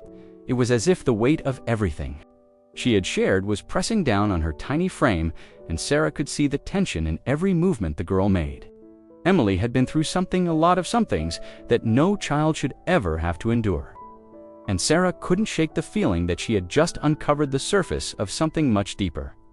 The store had grown quieter. As the evening wore on, the usual bustle of shoppers beginning to fade, replaced by a soft, tense silence that felt out of place. It seemed to Sarah as though time had slowed in that corner of the store where Emily sat, her eyes downcast, as if she was waiting for something she couldn't define. Sarah's instincts told her that the girl needed to get out of there, needed to feel safe, to feel like she had a choice in where she went next. The idea of her going back to that woman, to whatever life awaited her at home, was unbearable. She took a slow step forward, trying not to make any sudden movements that would startle Emily. She didn't want to invade the girl's space too much, but Sarah couldn't stand seeing her like this, so withdrawn, so filled with that fearful, guarded energy that had only deepened over the course of their conversation. She needed to know that Emily wasn't going back to a situation where she felt unsafe, where her silence and fear were the only things that kept her from being noticed. "Hey, Emily," Sarah said softly, kneeling beside her, trying to keep her voice gentle, yet firm enough to offer reassurance. "If you want, I can walk you to your car. We don't have to go anywhere else. I just don't want you to be alone right now." Sarah waited for Emily's response, her heart beating a little faster now, unsure how the girl would react. She could see the hesitation on Emily's face, the flicker of something in her eyes, something between hope and fear. The girl looked at Sarah, her lips trembling slightly, and for the first time since their conversation began, Sarah saw tears welling up in her eyes, threatening to spill over. "I'm not supposed to go anywhere with anyone," Emily said, her voice barely above a whisper. The words hit Sarah like a punch to the stomach, and she felt her heart ache for the girl.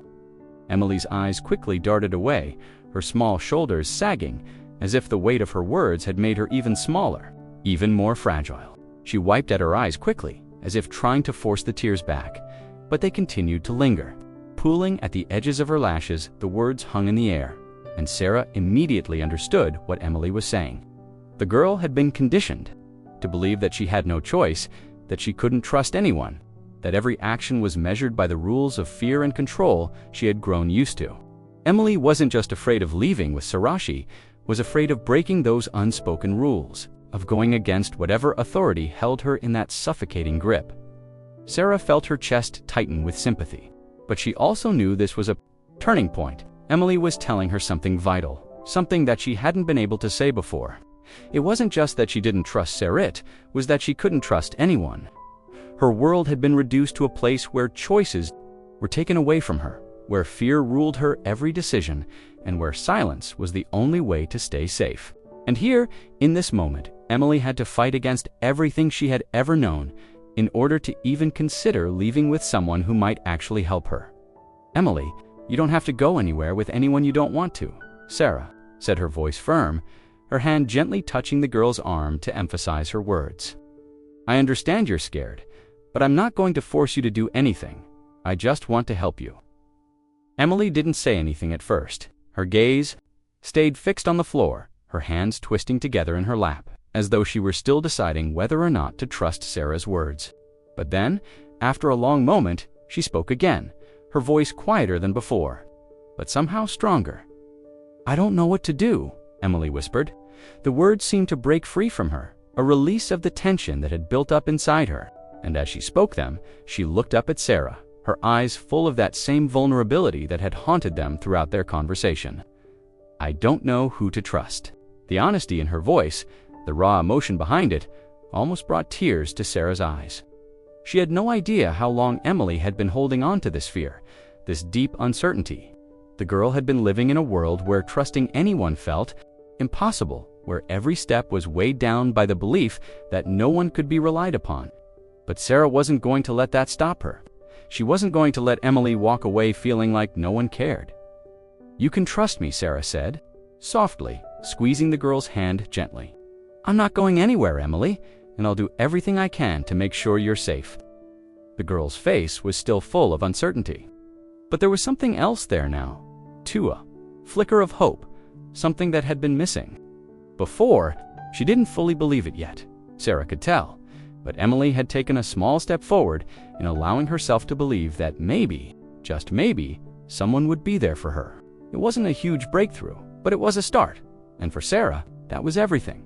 For a long moment, they just sat there, the noise of the store fading into the background, the hum of the world continuing on around them as Emily slowly let go of the tension that had gripped her so tightly. Sarah knew there was a long road ahead, that this was just the beginning. But she was ready to walk it with Emily, no matter what it took. She had made a promise, and she wasn't about to break it. Sarah stood there for a moment, her heart pounding in her chest, as she watched Emily and the woman walk toward the checkout line. The girl kept her head down, her small figure trailing behind the woman with hesitant steps, like she was simply following instructions, following someone she had no choice but to follow. Sarah didn't move, didn't try to approach them again, though everything inside her screamed for her to do something, to intervene, to stop them before it was too late. But she knew that pushing too hard might push Emily away, might make her feel trapped, or even more afraid. So she stood still, letting the girl go. But watching them closely, she could see the woman ahead, her back straight, her pace quick, and determined, like she had somewhere important to be, as though the presence of her daughter was nothing more than an afterthought. Every step they took toward the checkout line felt like an eternity to Sarah. Her stomach twisted in knots as she studied Emily's posture, her stiff shoulders, the way she moved so quietly, so cautiously. Sarah couldn't shake the feeling that something was terribly wrong, something that couldn't be fixed by simply letting them leave. The woman didn't look back, not once. Her eyes stayed fixed ahead, her focus completely on the task at hand. She was so absorbed in her own movements, in her own world, that she didn't seem to acknowledge that the little girl walking beside her was terrified. Emily, on the other hand, kept glancing up, her eyes searching the store for something, for someone, before quickly lowering them again. It was as if she was trying to make herself invisible, trying to shrink into the background as much as possible, so that she wouldn't be noticed, so that nothing would draw attention to the quiet desperation she was carrying with her. It was that desperation, that fear, that made Sarah's gut twist. She could feel it in the air between them, like an invisible wall that Emily had built to protect herself.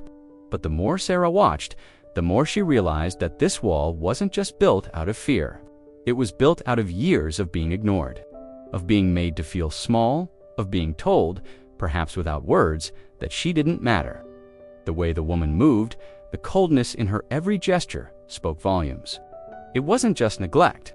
It was something more, something that made Sarah's instincts scream that Emily wasn't safe, that this wasn't just a normal mother-daughter relationship. Sarah felt herself tense, her eyes locked on them as they approached the checkout. She tried to push the panic out of her mind, telling herself that she was probably overreacting. Maybe it was nothing. Maybe Emily was just tired, just a little upset. But the more Sarah thought about it, the more she realized that there was a difference between a child who was a little upset and one who was terrified to even look at the person who was supposed to protect her. As they reached the checkout, the woman finally paused, tapping her items onto the conveyor belt with quick, mechanical movements, as though she had done this 1,000 times before. Emily didn't look at her, didn't try to speak to her, just stood there silently beside her mother. Sarah could see the girl's hands trembling slightly, her fingers nervously twirling around each other, but still, she said nothing. She kept her head down, her face hidden from view. Sarah's mind was racing. She wanted to do something, anything, to make sure this girl was okay, but she didn't know what to do. She couldn't just walk up and ask the woman what was going on. She couldn't just accuse someone of hurting their child without proof. And yet everything about this situation screamed that something was wrong. The way the woman acted, the way Emily responded, the fear in the girl's eyes, it all pointed to a home life that was far from healthy. Far from safe. Emily's eyes flickered briefly toward Sarah again, but the moment their gazes met, she quickly turned away, looking back down at the floor, as though she had been caught doing something wrong. It broke Sarah's heart to see that how Emily could barely allow herself to make eye contact, how her every movement seemed designed to be as invisible as possible, as though she were trying to avoid attracting any attention to herself. It was like she had been trained to be silent, to go unnoticed, to fade into the background, just to avoid the possibility of drawing someone's ire. As Emily's mother finished scanning the last of their items, Sarah felt a surge of helplessness. She had no evidence, no way to prove that the woman was doing anything wrong, no legal grounds to intervene. But there was something inside her, something primal, that told her this wasn't the end of the story. This was just the beginning. Emily needed help, and Sarah wasn't about to walk away. The woman handed over her payment, and they started to gather their bags, preparing to leave. Emily moved slowly, still avoiding any interaction with her mother, her small body tense with every movement, as though she was bracing for something to happen. When the woman turned and walked toward the exit, Emily followed quietly behind her, the two of them leaving the store with the same cold detachment that had filled their interaction since the beginning. As they walked out the door, Sarah took a deep breath, her chest tight with a mix of frustration and resolve. She didn't know what to do next. She didn't know if she could do anything at all. But she knew one thing: she couldn't just stand by and let this continue. She couldn't let Emily walk out of this store without knowing that someone had noticed her, had seen her fear and her pain.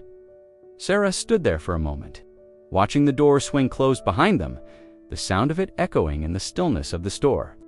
She felt a surge of determination rise in her chest. No matter what it took, she wasn't going to let this go. Emily wasn't alone anymore. She couldn't be.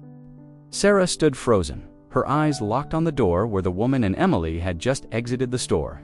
Her heart beat faster as she continued to watch them, the woman leading the way with a brisk, almost purposeful pace, while Emily trailed behind her like a shadow. The unease Sarah had felt from the very beginning of their interaction was growing inside her, settling like a knot in her stomach that tightened with each passing second. She couldn't shake the feeling that something was wrong. She had seen many things in her years working at the store: arguments between couples, children running wild in the aisles, families shopping in a hurry or quietly walking side by side. She had witnessed the typical moments of human interaction that could sometimes be chaotic or disjointed, but nothing in her experience compared to the sense of foreboding that gripped her now. The woman's cold detachment, her complete disregard.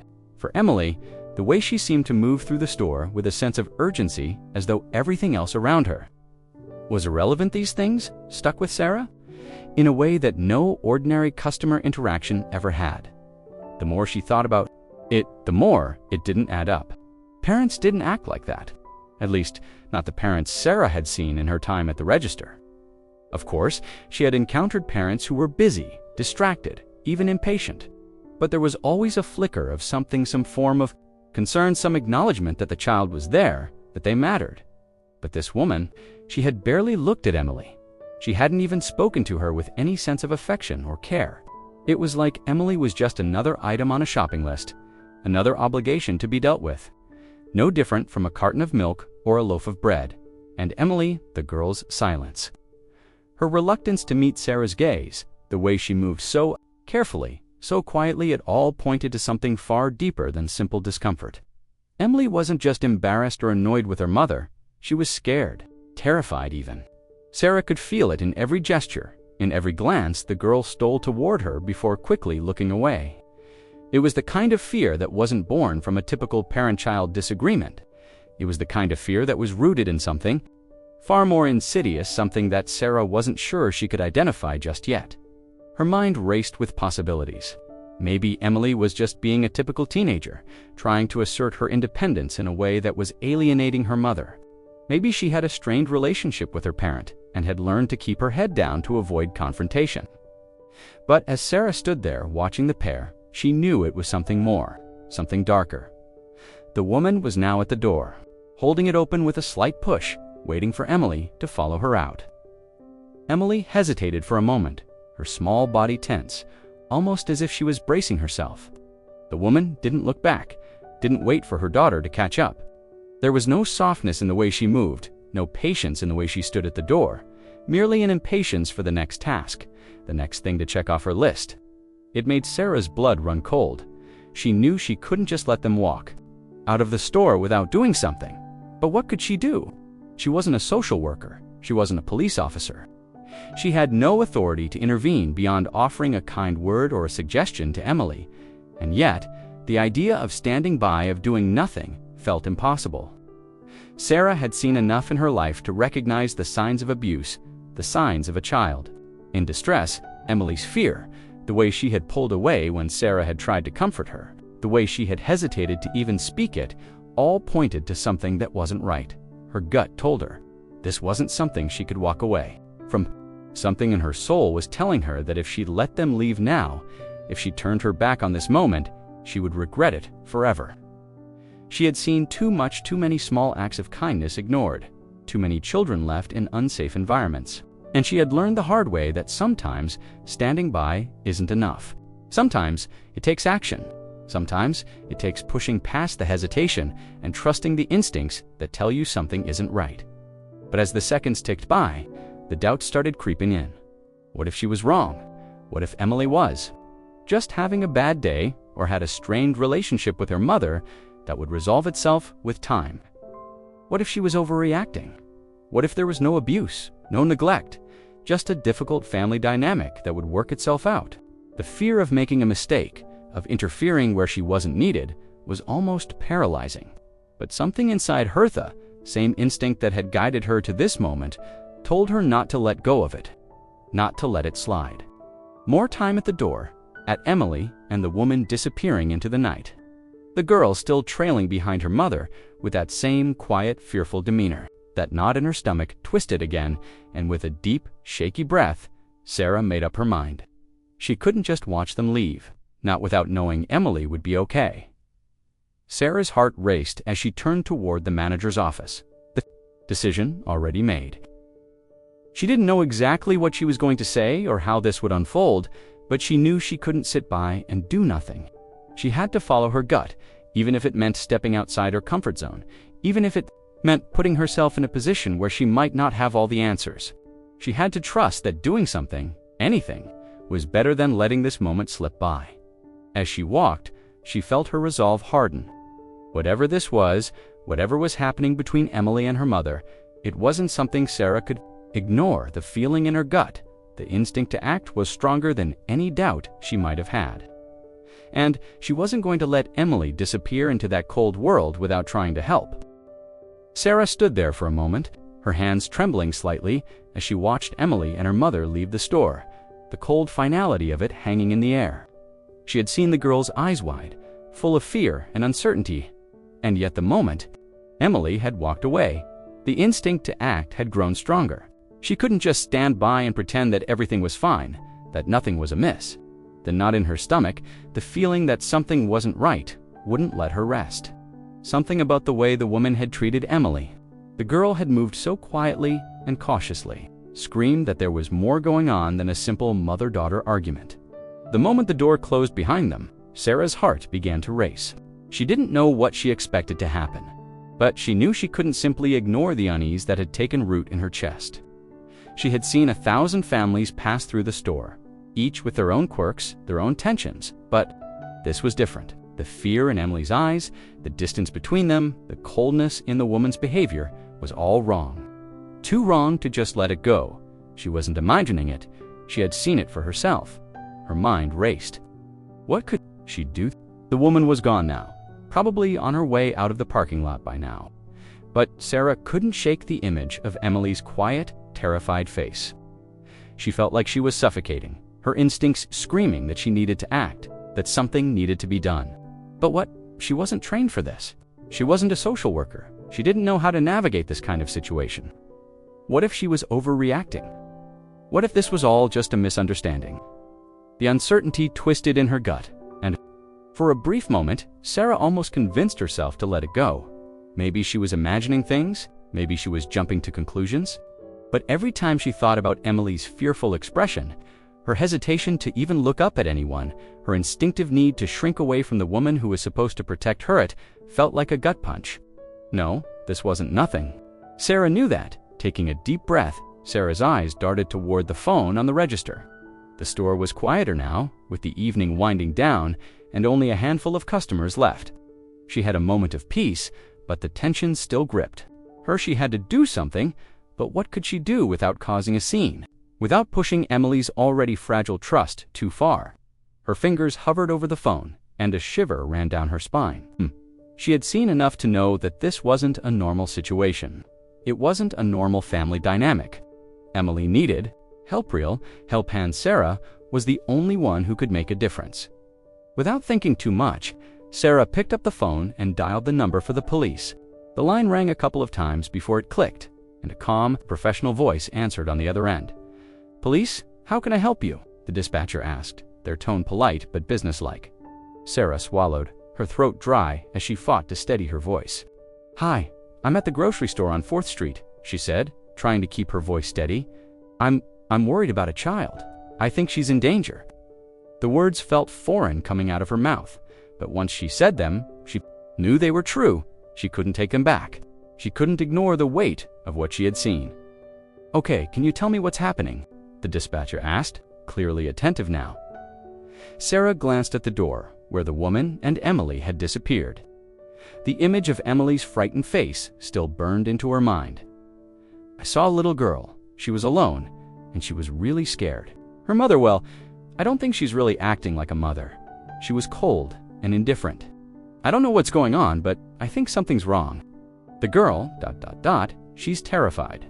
She didn't want to go with her, but she had no choice."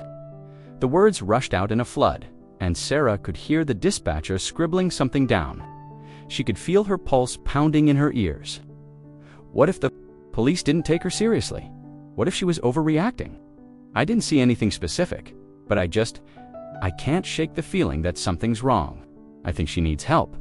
I didn't want to make a scene or cause trouble, but I'm worried. The dispatcher's voice was calm, but there was a shift in tone. "I understand. You've done the right thing by calling. We'll send someone out to check on it." Sarah nodded, even though she knew the dispatcher couldn't see her. "Thank you," she whispered, her voice thick with relief, before the dispatcher hung up. They asked, "Is it safe for you to stay where you are? Can you give us a description?"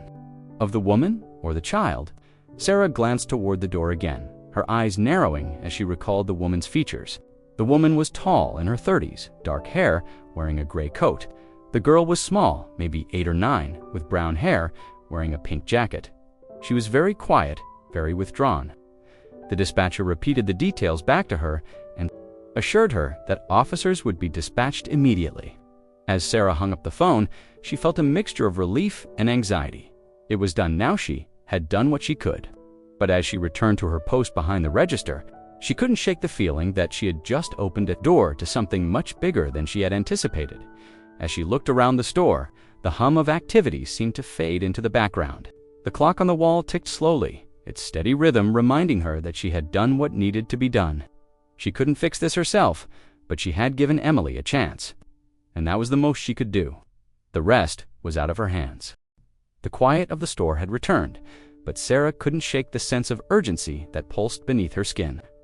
It had been only a few minutes since she'd called the police, but it felt like hours had passed. She went back to her station, her eyes occasionally drifting toward the door, half expecting to see the woman and Emily walk back in as if nothing had happened. But each time the door opened, it wasn't them. And her anxiety only grew. The hum of the store, the rustle of shopping bags, and the soft clink of coins were all background noise to Sarah now. Her mind kept replaying everything she had witnessed: the coldness in the woman's demeanor, Emily's hesitation, the sheer fear in her eyes. She had made the right call, she told herself, but it didn't make the knot in her stomach loosen. Every second felt like an eternity, and every passing moment without news made her wonder if she had done enough then, almost as though the universe had heard her thoughts. She saw the police officers walk in through the front door. 2 uniformed officers, one tall and broad-shouldered, the other shorter and leaner, stepped into the store, their presence immediately noticeable despite the calm of the scene around them. The officer in the lead surveyed the store, his sharp eyes scanning the room as he took in the layout of the aisles and the scattered customers still lingering in the late hours. They walked toward the front desk where Sarah stood. And as they approached, her heart began to race again. They had arrived quickly, which was both a relief and a reminder that this situation was serious. The officers didn't waste time. Without exchanging any words, they introduced themselves. "I'm Officer Harris," the taller one said. "This is Officer Matthews. We received a call about a possible child in distress." Sarah nodded, her mind briefly drifting back to the conversation she had with the dispatcher. "Yes, I made the call. I'm I'm the cashier who noticed something wasn't right." Officer Harris nodded, his face serious, his eyes focused. "Can you tell us what you saw?" For a moment, Sarah hesitated, not wanting to miss any detail. She wasn't trained to observe and recall every small nuance in a situation like this, but she had seen enough to know something was wrong. "I saw a little girl. She was alone, and she was acting strangely. She kept glancing around, avoiding eye contact, and she looked terrified. Her mother, well, the woman who was with her, she seemed completely disinterested in her. There was no affection, no care in the way she was interacting with her. She barely even acknowledged the girl." Officer Harris scribbled something on his notepad. As Sarah spoke, Officer Matthews stayed quiet, his gaze never leaving Sarah as he processed the information. "Did you hear the girl speak?" Matthews asked. Sarah nodded quickly. "Yes, she whispered help, and it was so quiet I wasn't sure if I imagined it at first. When I approached her, she was scared. She didn't want to go with her mother. She said she didn't have a choice." The officers exchanged a brief look, and it was enough to make Sarah's stomach twist. They were taking this seriously. She could see it in their eyes. The gravity of the situation was settling in, and the responsibility of her call weighed heavier on her shoulders. "We're going to need to see the security footage," Officer Harris said, his voice calm but firm. "Can you show us where?" The cameras, Sarah led them to the back office, where the security system was set up. The store's camera angles covered most of the aisles and checkout lines, and she gestured to the monitors. The officers pulled up the footage of the aisle where Emily and her mother had walked earlier. As the video played, Sarah stood slightly behind the officers, watching as the woman and Emily appeared on the screen. They moved down the aisle. The woman, oblivious to the camera, her eyes focused straight ahead. Emily, as Sarah had described, kept her head down, moving slowly behind her mother. Her small body, stiff eyes darting nervously. There was no visible interaction between the two, nothing that resembled a caring or concerned parent-child relationship. The woman moved with purpose, while Emily followed like a shadow, an afterthought in the woman's world. The officers watched the footage in silence. Officer Harris nodded thoughtfully as the video continued to play, but neither of them spoke. Sarah felt a chill creep up her spine, knowing they were seeing exactly what she had. The woman's cold indifference, Emily's reluctance, it was all there on tape. And it didn't take much for Sarah to realize the situation was much worse than she had feared. "Pause it here," Officer Harris said, his voice even. He leaned in closer to the screen, examining Emily's posture carefully. "See how she's holding herself, like she's trying to make herself small. She's scared." Officer Matthews glanced at the monitor, then back at Sarah. "This doesn't look like a typical parent-child dynamic. We'll need to follow up on this." The footage stopped, and for a moment there was silence. Sarah could see the officers, processing what they had seen. They had seen what she had, the fear in Emily's eyes, the coldness of the woman's movements, and it was enough to make them pause. "We'll need to speak to the woman and get a better understanding of the situation," Officer Harris said, his tone even but serious. "But we'll need more from you. Any personal details about the girl? Her name? Her appearance?" Sarah felt a lump form in her throat. She didn't know much about Emily beyond what she had seen in the store. "I don't know her last name," Sarah admitted, "but she ... she looked so scared. I don't think she wants to go back home." The officers nodded, their faces hardening with resolve. It was clear to them, as it was to Sarah, that something was terribly wrong. But they needed to be careful. They needed to follow the law, gather evidence, and make sure they had all the facts before taking further action. "We'll take it from here," Officer Matthews said. "Thank you for your call. You did the right thing." Sarah watched them leave, their footsteps echoing in the quiet back room. As she returned to the front of the store, her mind raced. The officers were taking this seriously, but the weight of what might come next hung over her like a dark cloud. Would Emily be okay? Would they be able to protect her from whatever nightmare she had been living? All Sarah could do now was wait, hope, and trust that she had made the right call. The morning light filtered through the store's front windows, casting a pale glow over the aisles as Sarah busied herself with organizing a few last-minute items before the afternoon rush. It had been a quiet morning, the usual ebb and flow of customers filling the store without anything out of the ordinary. The events of the previous day felt like they had already started to blur in her mind, but the knot in her stomach hadn't loosened. The image of Emily's fearful eyes, the cold indifference of the woman who claimed to be her mother, those things still lingered, like a shadow that wouldn't fade.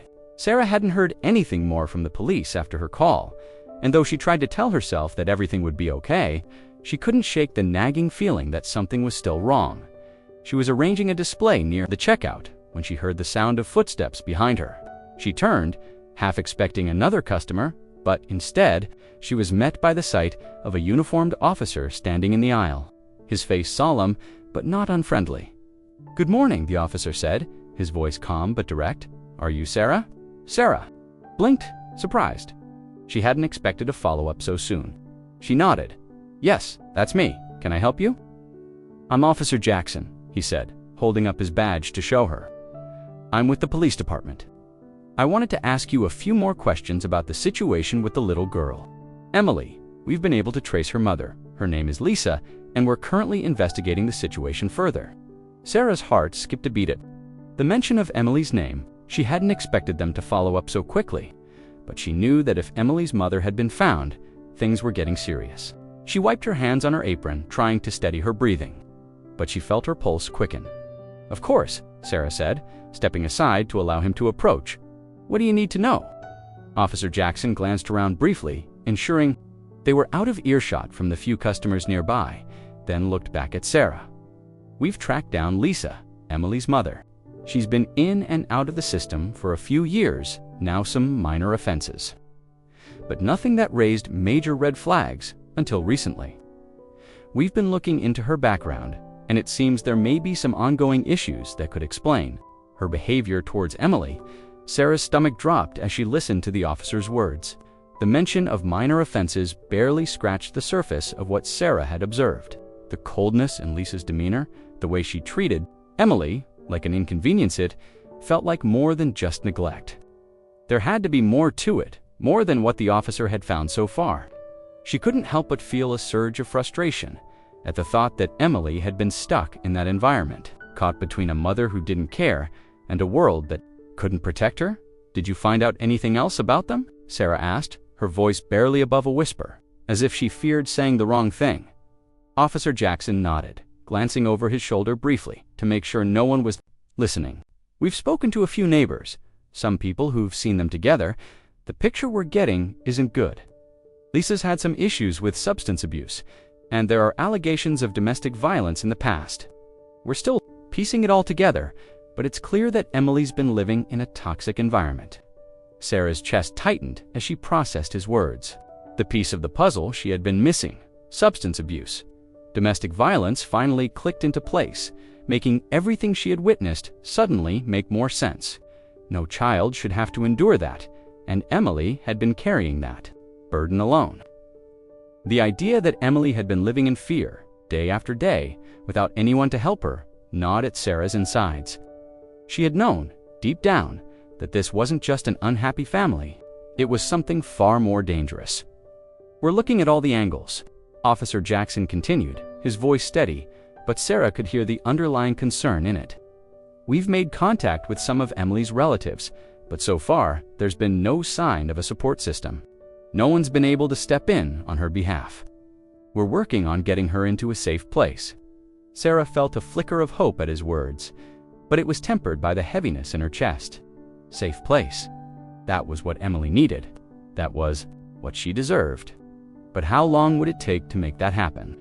How much longer would she have to endure whatever was happening at home with Lisa? Officer Jackson paused for a moment, his eyes studying her. "I know this is difficult, but I need to ask. Did you see anything yesterday? Anything else that stood out to you about Lisa or Emily? Any other behaviors that seemed out of the ordinary?" Sarah thought for a moment, her mind running through the events of the day before, the way the woman had acted with such coldness toward her daughter, the way Emily had practically shrunk into herself, avoiding her mother's gaze, the whisper of help, the small, terrified face, the way the girl had clung to her, silently pleading for help, even when she was too afraid to speak it aloud. Her behavior, Sarah began slowly, her voice steady, but filled with the weight of what she had witnessed. It wasn't just neglect. It was like she was completely indifferent to Emily. I don't know if I can explain it, but there was this coldness to it, like Emily didn't even matter to her. And Emily, she looked terrified. She didn't want to be with her, but she was so afraid of disobeying her mother. Officer Jackson nodded, taking note of every word. "Thank you, Sarah. This is helpful. We're going to follow up with Lisa, but we'll also be working on getting Emily the support she needs. You did the right thing by calling us." As the officer prepared to leave, Sarah watched him walk toward the door, her thoughts swirling. She had done the right thing, but she couldn't help but feel like there was still so much more to uncover. So much more that Emily needed to be freed from. She just hoped the police could move quickly enough to save the girl from whatever nightmare she had been living through. The door swung open behind Officer Jackson, and as he stepped outside, Sarah couldn't shake the feeling that the story wasn't over yet. It had only just begun. The following days felt like a blur to Sarah. The weight of what had happened, the uncertainty that hung over her, gnawed at her every time she stepped into the store. She tried to focus on her work, to push the worry to the back of her mind, but it was impossible. Emily's face, her fearful eyes, the way she had clung to Sarah's sleeve, as if it was the only lifeline she had at all haunted. Sarah, she couldn't shake the feeling that she had witnessed something terrible, something that had been happening for far too long, and she had no idea what would happen next. Then one morning, as Sarah was restocking some shelves, she was surprised by a phone call that came through the store's main line. It was Officer Jackson from the police department. His voice was calm, but there was a noticeable weight behind it, something serious that made Sarah's heart race. "Sarah, I wanted to update you on Emily's case," he said, his tone measured. "We've made some significant progress in the investigation, and I need to share some of what we've learned." Sarah's hand gripped the phone tightly, her pulse quickening. "Is she okay?" she asked before she could stop herself, her voice trembling slightly despite her best efforts to remain composed. "We're doing everything we can to make sure she's safe," Officer Jackson replied, "but there's a lot more going on here than we initially thought." The words hung in the air, and Sarah waited for him to continue. He took a deep breath before speaking again. "Lisa, Emily's mother, has a long history of abuse. We've been digging into her background, and it turns out she's been involved in a number of incidents over the years: substance abuse, multiple run-ins with the law, and allegations of domestic violence. There's a pattern of manipulation and control, and we've learned that Emily has been subjected to neglect and emotional abuse for years." Sarah's stomach dropped. She had suspected something, but hearing it laid out so plainly made the reality of it all even more crushing. The woman who had appeared so indifferent to her daughter, the one who had ignored Emily's fear, had a history of causing harm. It made sense now, but it didn't make it any easier to accept. Emily has been reported missing once before. Officer Jackson continued, his voice tight with concern. "A few years ago, she was taken by Lisa during a brief custody dispute. It was resolved, but the signs were there that Emily had been in danger long before that." The words hit Sarah like a wave, crashing over her and threatening to pull her under. Missing, Emily had been taken, removed from somewhere that was supposed to be safe, only to return to a situation where nothing had changed. Better, Emily's life had been nothing but a cycle of fear and uncertainty, of a mother who didn't care enough to protect her. "The thing that's most troubling," Officer Jackson continued, his voice lowering, "is that Emily's cries for help, the whispers you heard, were something no one took seriously. She's been trying to reach out for a while now, but because of the way Lisa has kept her isolated, because of the control she's had over her, no one noticed. It's like Emily's been living in a constant state of fear, and her attempts to ask for help were always dismissed." Sarah's throat tightened, and she had to stop herself from speaking for a moment, the weight of the officer's words settling in. Emily hadn't just been quiet or withdrawn because of a family argument. She hadn't just been shy or embarrassed. She had been screaming for help in the only way she knew how: through silence. Through those whispered words that Sarah had been fortunate enough to hear. But so many people had missed them. So many people had failed to see the signs. "Is she okay?" Sarah asked again, this time her voice softer, more vulnerable. "We've got her in a safe place for now," Officer Jackson reassured her. "She's being cared for, and we're starting the process of removing her from the home. But this is going to take time. Lisa's not going to give up control easily, and there's still a lot of work to be done before we can get Emily into a permanent, stable environment. The relief that washed over Sarah was quickly overshadowed by a deep sense of sadness. Emily wasn't just a scared child anymore. She was a survivor, someone who had endured more than any young girl should ever have to. But there was hope now. There was a chance that things could be different for her, that the cycle of fear and abuse could finally be broken. "I'm glad you called," Sarah said quietly, trying to steady her emotions. "I didn't know what was really going on. Just knew something was wrong." "I'm glad you listened," Officer Jackson replied. "Not many people would have. You did the right thing by reaching out. It could have been too late, but now we have a chance to make sure Emily has the life she deserves." Sarah closed her eyes, taking a slow, deep breath. She had done what she could, but it felt so small in comparison to the magnitude of what Emily had been through. A girl had been living in constant fear, trapped in a world that hadn't cared for her, that had failed to protect her. But Emily was going to have a chance now. She wasn't alone anymore, and that was something Sarah could hold on to as she hung up the phone. Sarah felt a sense of quiet determination fill her. She had made the right call, and though she couldn't change the past, she had helped give Emily the chance to finally escape it. There was still so much work to be done, so many hurdles left to overcome.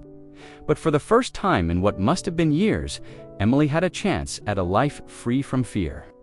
And that thought brought Sarah a sense of peace, even as the weight of everything that had come before it lingered in her mind.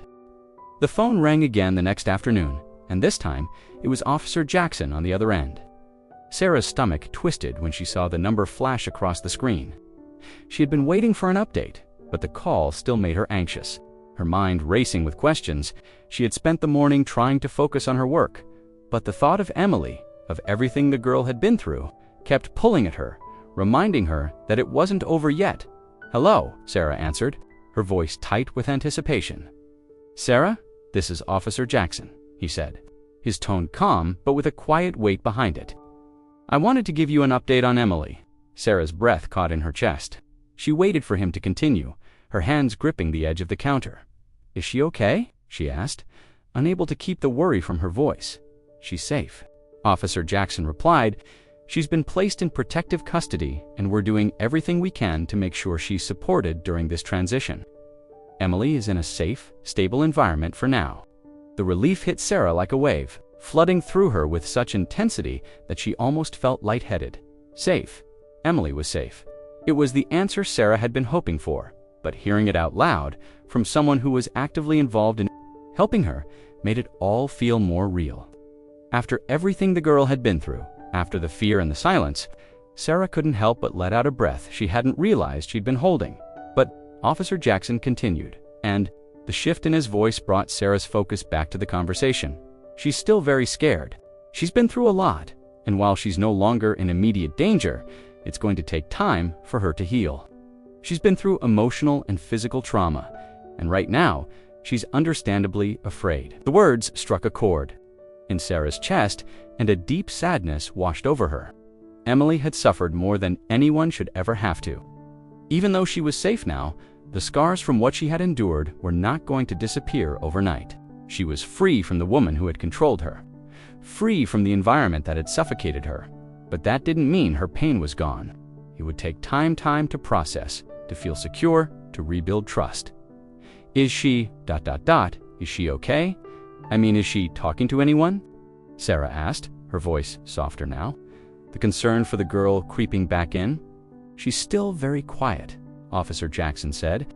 "She's been in and out of sessions with a counselor, and we're monitoring her closely, but she's not ready to open up yet. That's understandable given everything she's been through. She's still processing the situation, and she's likely still afraid of what might happen next." Sarah closed her eyes for a moment, absorbing his words. It wasn't a surprise. Emily had been so afraid to speak in the store, so withdrawn, so unwilling to trust anyone with her story. Sarah knew that it would take time for the girl to feel safe enough to truly express herself, to share the full weight of her experience. Trust wasn't something that could be given freely when it had been broken so many times before. I can't imagine what she's been through," Sarah said softly, the weight of the situation pressing down on her. She was so scared. "Officer, I could see it in her eyes, but now she has a chance. She's not alone anymore. Exactly, Officer Jackson said, his voice firm and reassuring. And that's because of you. You saw something, you listened when she needed someone, and you acted. That's not easy. It takes a lot of courage to step up like that, especially when you're not sure what the outcome will be. You gave Emily the opportunity to be safe, to be heard. That's something that will make all the difference in her future. The weight of his words settled on Sarah, and she felt a swell of gratitude for the small, quiet victory she had helped Emily achieve. It wasn't over, far from it, but there was hope now. For Emily, for the future that she might be able to have, free from fear. Thank you, Officer Sarah whispered, her voice thick with emotion. I just wanted her to be safe. I wanted her to have a chance. She has that chance now. Officer Jackson affirmed, and you helped make that possible. Sarah hung up the phone, her mind swirling with the information she had just received. Emily was safe now, but the road ahead would be long and difficult. The girl would have to confront the trauma she had endured, find a way to heal from the years of neglect and fear. But she had a chance now, a real chance. Sarah glanced out the window, the day going on as it always did, the world moving forward while she stood still in this moment, trying to process everything. She couldn't help but think of the girl she had seen standing in the store, trembling and alone, barely holding on to any sense of hope. Now, there was hope. There was a future where Emily could be free from the past that had haunted her. Sarah took a deep breath, feeling a sense of resolve settle within her. It was still so much work to be done for Emily, but Sarah knew that this was only the beginning of the girl's journey. She had a chance to heal now, to live a life without fear, and Sarah would make sure she wasn't alone on that path as Sarah went back to her work. The lingering feeling of unease that had gripped her heart for so long started to fade. There was still much to be done, but for now, there was a quiet sense of relief. Emily had been heard. She had been seen. And that, Sarah knew, was the first step toward the freedom and peace the girl deserved. The store felt quieter than usual the following days.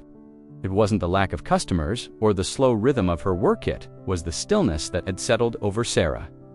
Each time she passed the aisles, her thoughts drifted back to Emily, to that quiet voice that had whispered for help. She had spent countless hours thinking about what could have been done differently, wondering if there was more she could have done to help sooner, if she had pushed harder, acted faster. But as much as those thoughts consumed her, there was something else, too, a growing sense of peace, a subtle satisfaction that she had listened, that she had acted when it mattered most. It wasn't a sense of victory. She knew the road ahead for Emily wasn't going to be easy. There were still so many layers of hurt to peel away, so many obstacles to overcome. Sarah had heard from Officer Jackson, and while the relief of knowing Emily was safe was palpable, the truth of her situation was also overwhelming. She was in protective custody now, away from the woman who had caused her so much pain. But the trauma she had experienced would take time to heal, and that weighed heavily on Sarah. But despite the uncertainty, Sarah couldn't help but feel that she had done the right thing. The moment that Emily had looked at her with that desperate fear in her eyes, the moment she had whispered help, everything in Sarah had clicked into place. It hadn't been an easy decision. She had doubted herself, had second-guessed her instincts more times than she cared to admit, but in the end, she had acted, and that, she believed, was enough. Sarah leaned against the counter, folding her arms as she thought about how often she had ignored those small, quiet moments in the past.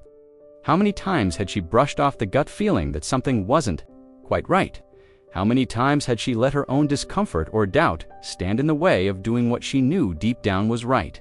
She had spent so many years letting those moments pass by, waiting for someone else to step in, someone else to notice. But with Emily, she hadn't waited. She hadn't ignored the signs, no matter how subtle they were. She thought about the whispers, the ones that had seemed so small at first, so easily dismissed. At the time, she hadn't even realized how much they meant. She had heard the words, help, but hadn't fully understood their weight until she had seen Emily, truly seen her for what she was. A child trapped in a world of silence, where her cries for help had gone unheard by so many. Sarah had been the one to notice. She had been the one to listen when others had missed it. And as much as she wished she could have done more, wished she could have rescued Emily sooner. She knew she had made the right choice when it mattered most. It was hard not to feel some guilt, some sense of regret for not realizing sooner, for not being more proactive. Emily had lived in that environment, in fear and isolation, for so long. And Sarah couldn't help but wonder how many other children had been silenced in the same way, how many had gone unnoticed because people had been too busy to listen, too afraid to step in. But guilt wasn't something Sarah could afford to carry with her. It was a weight that would only hold her back. She had done what she could, and while she couldn't change the past, she had given Emily a chance to escape the life she had known, a chance to feel safe for the first time in years. Emily wasn't alone anymore, and Sarah knew that was what mattered most. The truth was, she had always known the importance of trust. But it wasn't just about trusting others, it was about trusting herself. Trusting her instincts when they told her something was wrong, trusting that listening to the quiet moments was just as important as listening to the loud ones. She had learned that the hard way, but in the end, it had led her to do what was right. As Sarah continued her work, each task seemed to move in slow motion.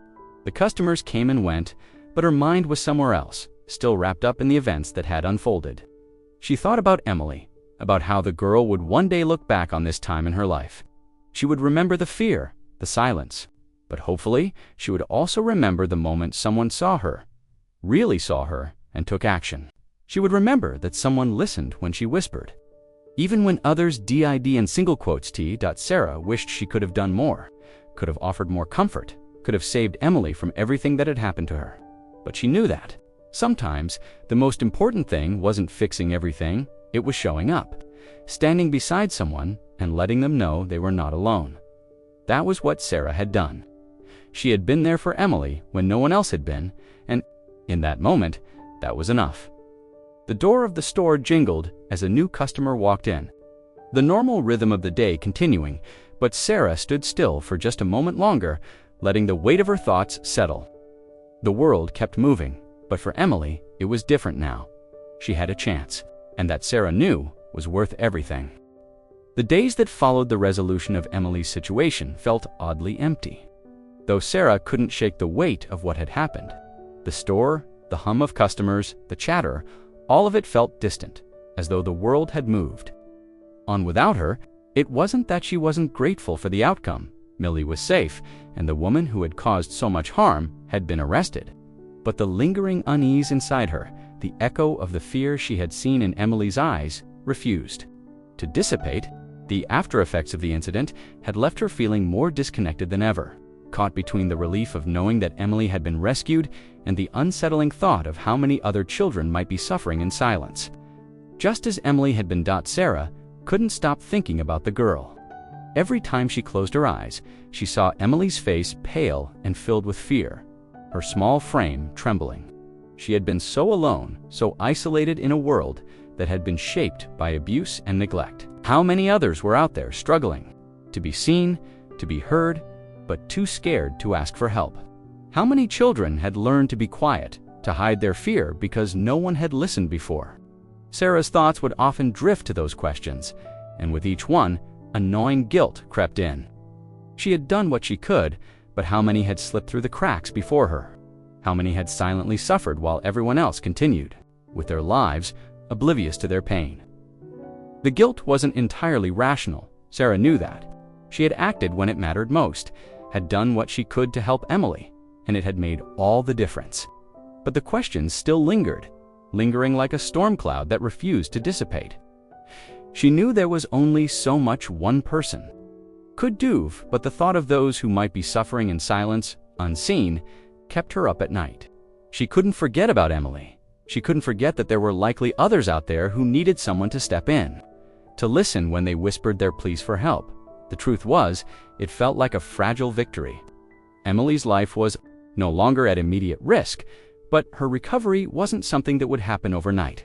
There was so much more ahead for her, so much healing, so many steps she would need to take to rebuild the trust that had been broken in her. Sarah had read somewhere that the hardest part of trauma was not just surviving it, but learning to trust again, to believe that the world could be safe.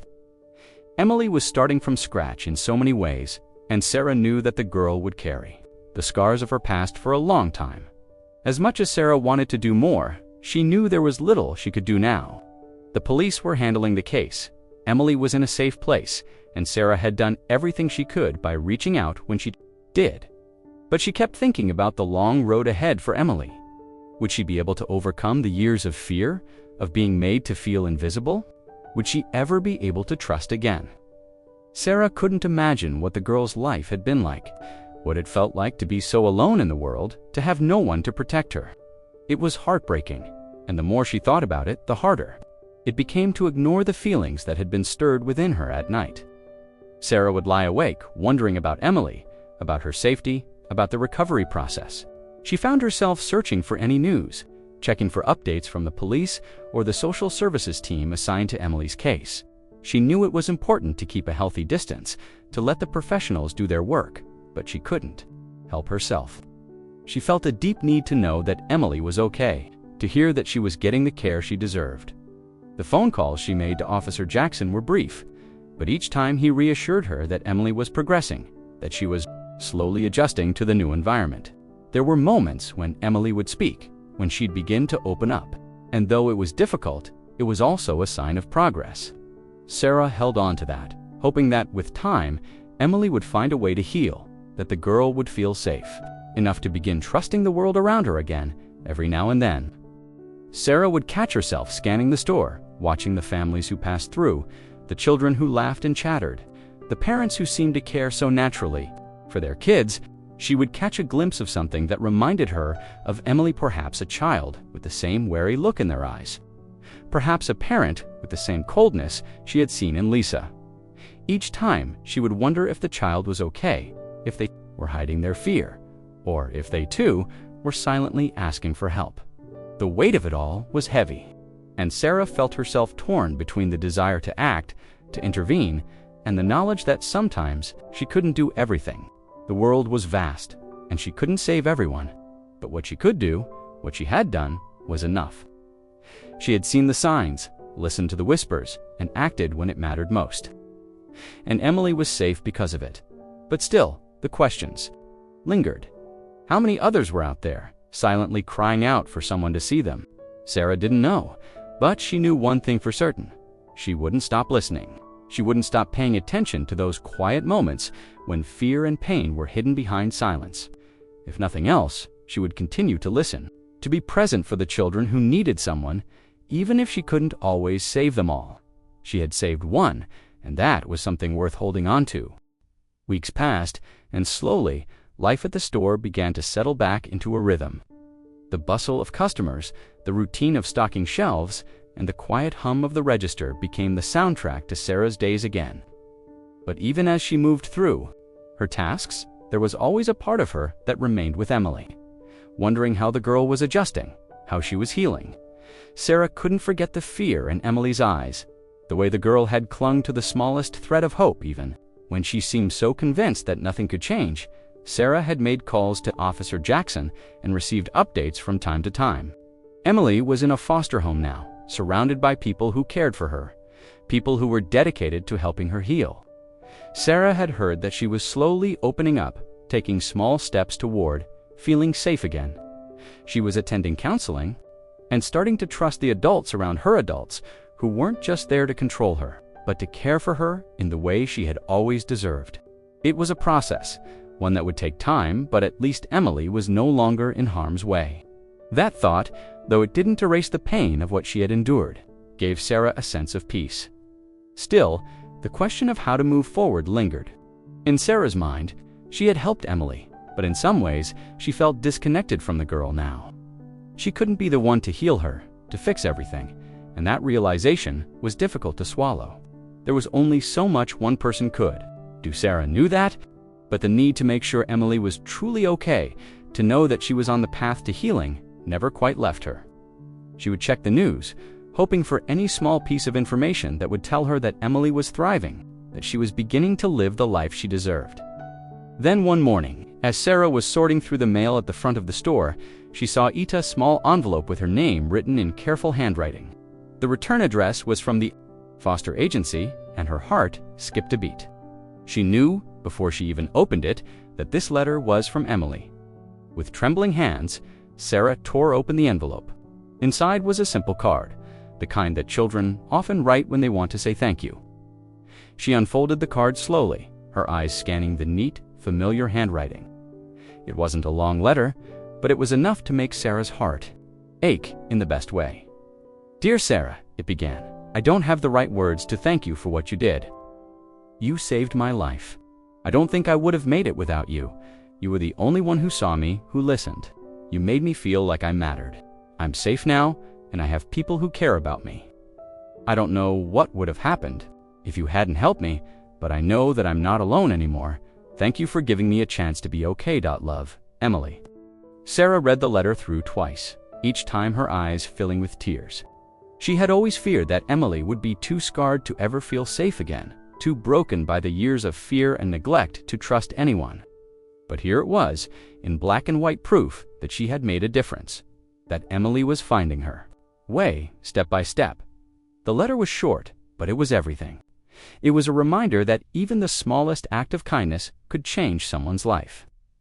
In a world filled with pain and confusion, Sarah had been the one to show Emily that there was more to life than fear. She had given her a chance to start over, a chance to be loved, to be seen for who she was, just a scared little girl who needed someone to care. Sarah wiped her eyes, feeling both humbled and grateful. She had never expected anything in return. She had done what she did because it was the right thing, because she couldn't stand by and watch a child suffer. But this letter, it meant more to her than she could put into words. It was a sign that she had done more than just intervene in a moment of crisis. She had given Emily something far more valuable, the hope that life could be better, that she could trust again as the days passed. Sarah found herself reflecting on everything that had happened on the chain of events that had started with a quiet plea for help. Emily's situation had been dire, but in the end, she had found safety. She was on her way to recovery, surrounded by people who cared, people who were showing her that she was worthy of love and respect. It wasn't perfect, and it wouldn't be easy, but it was a new beginning. The letter, though brief, had given Sarah a glimpse into Emily's world, now one where she was no longer bound by fear. It was a reminder that the work Sarah had done, the courage she had found in herself to act when everything seemed uncertain, had mattered. It had changed the course of a young girl's life. Sarah folded the letter carefully and placed it in her pocket, close to her heart. She didn't need anything more than this, a simple letter of thanks from a girl whose life she had touched in a way she never could have imagined. Emily had a long road ahead of her, but Sarah knew now, without a doubt, that she had done the right thing. And that, in the end, was the greatest gift of all. The courtroom was filled with a quiet tension as Lisa stood at the center. Her shoulders slumped, her gaze cast downward, avoiding the eyes of everyone around her. Sarah sat in the back of the room, her eyes fixed on the woman who had been Emily's mother, the woman who had caused so much fear and pain in the girl's life. Sarah had hoped that seeing this moment, seeing the legal consequences of Lisa's actions, would bring some sense of closure. But as the trial unfolded, she found herself grappling with a complicated mix of emotions. It was hard to ignore the humanity in Lisa's eyes, even as the charges against her were read aloud. One by one, the court had been in session for several days, the prosecution presenting evidence of Lisa's neglect, her emotional and physical abuse of Emily, and the years of turmoil the child had endured. Sarah had watched as Emily's statements were read aloud, the heartbreaking details of her life with Lisa being put on display for all to hear. Emily's pain was undeniable, and Sarah felt her chest tighten every time the girl's name was mentioned. She was grateful that Emily was not in the room, that she was being cared for in a safe place. But Sarah could still feel her presence in every word spoken. As the trial continued, Lisa's defense team began to make their case. It was clear they were trying to shift the narrative, trying to provide context for Lisa's actions. The defense lawyer, a woman with sharp features and a calm demeanor, began by speaking about Lisa's history. She spoke of a childhood marked by neglect and abuse, of growing up in an environment where survival often meant pushing emotions to the side, of never being given the opportunity to heal or seek help for the trauma that had shaped her life. As the defense attorney outlined the details of Lisa's past, Sarah's mind drifted back to the moments she had observed the woman in the store, the coldness in her actions, the lack of warmth toward her daughter. It was hard to reconcile the woman in front of her now with the one who had dismissed Emily's cries for help so icily. But as the story unfolded, Sarah began to see the layers of pain that had shaped Lisa. There were stories of drug abuse, of deep wounds that had never been addressed, of relationships that had left scars on her heart. Lisa had been a victim too, in her own way, but it was difficult to see that as anything more than an excuse for her actions toward Emily. The defense argued that Lisa's drug addiction, which had started in her late teens, had robbed her of the ability to care for anyone, least of all her daughter. It was a vicious cycle addiction, feeding trauma and trauma feeding addiction. Lisa had been through rehab programs, had been to counseling sessions, but it was clear she had never fully recovered, never been given the support. She needed to break free from the patterns of behavior that had been instilled in her since childhood. Sarah listened as the defense painted a picture of a woman who had never had a chance, a woman whose life had been defined by circumstances beyond her control. The stories of Lisa's early life, her struggle to survive in a world that hadn't shown her love or safety, were heartbreaking. The details of her own abuse, the way she had learned to cope with pain through substances, the way she had numbed herself to the world, it was clear that she had never been shown the love and care that Emily needed from her. And yet, despite the brokenness of Lisa's past, there was still something in Sarah's heart that couldn't entirely dismiss the woman's humanity. It was easy to see Lisa as the villain, to focus only on the damage she had done to Emily, the way she had ignored her daughter's needs, the way she had allowed her fear and anger to shape their relationship. But Sarah couldn't help but wonder how much of that was born out of Lisa's own unresolved trauma. Could it have been different? Could Lisa have been a better mother if she had been given the resources, the love, the understanding that she needed to heal? As the trial neared its conclusion, the weight of it all settled on Sarah. The legal proceedings, the testimonies, the evidence, it all seemed so black and white, so cut and dry. Lisa had failed her daughter in the most profound way, and there was no escaping that. But as the judge began to speak, detailing the sentencing, Sarah couldn't help but feel a sense of sorrow for Lisa, even as she acknowledged the need for justice. The judge's voice was steady as he delivered his verdict, sentencing Lisa to several years in prison for the neglect and abuse she had subjected Emily to.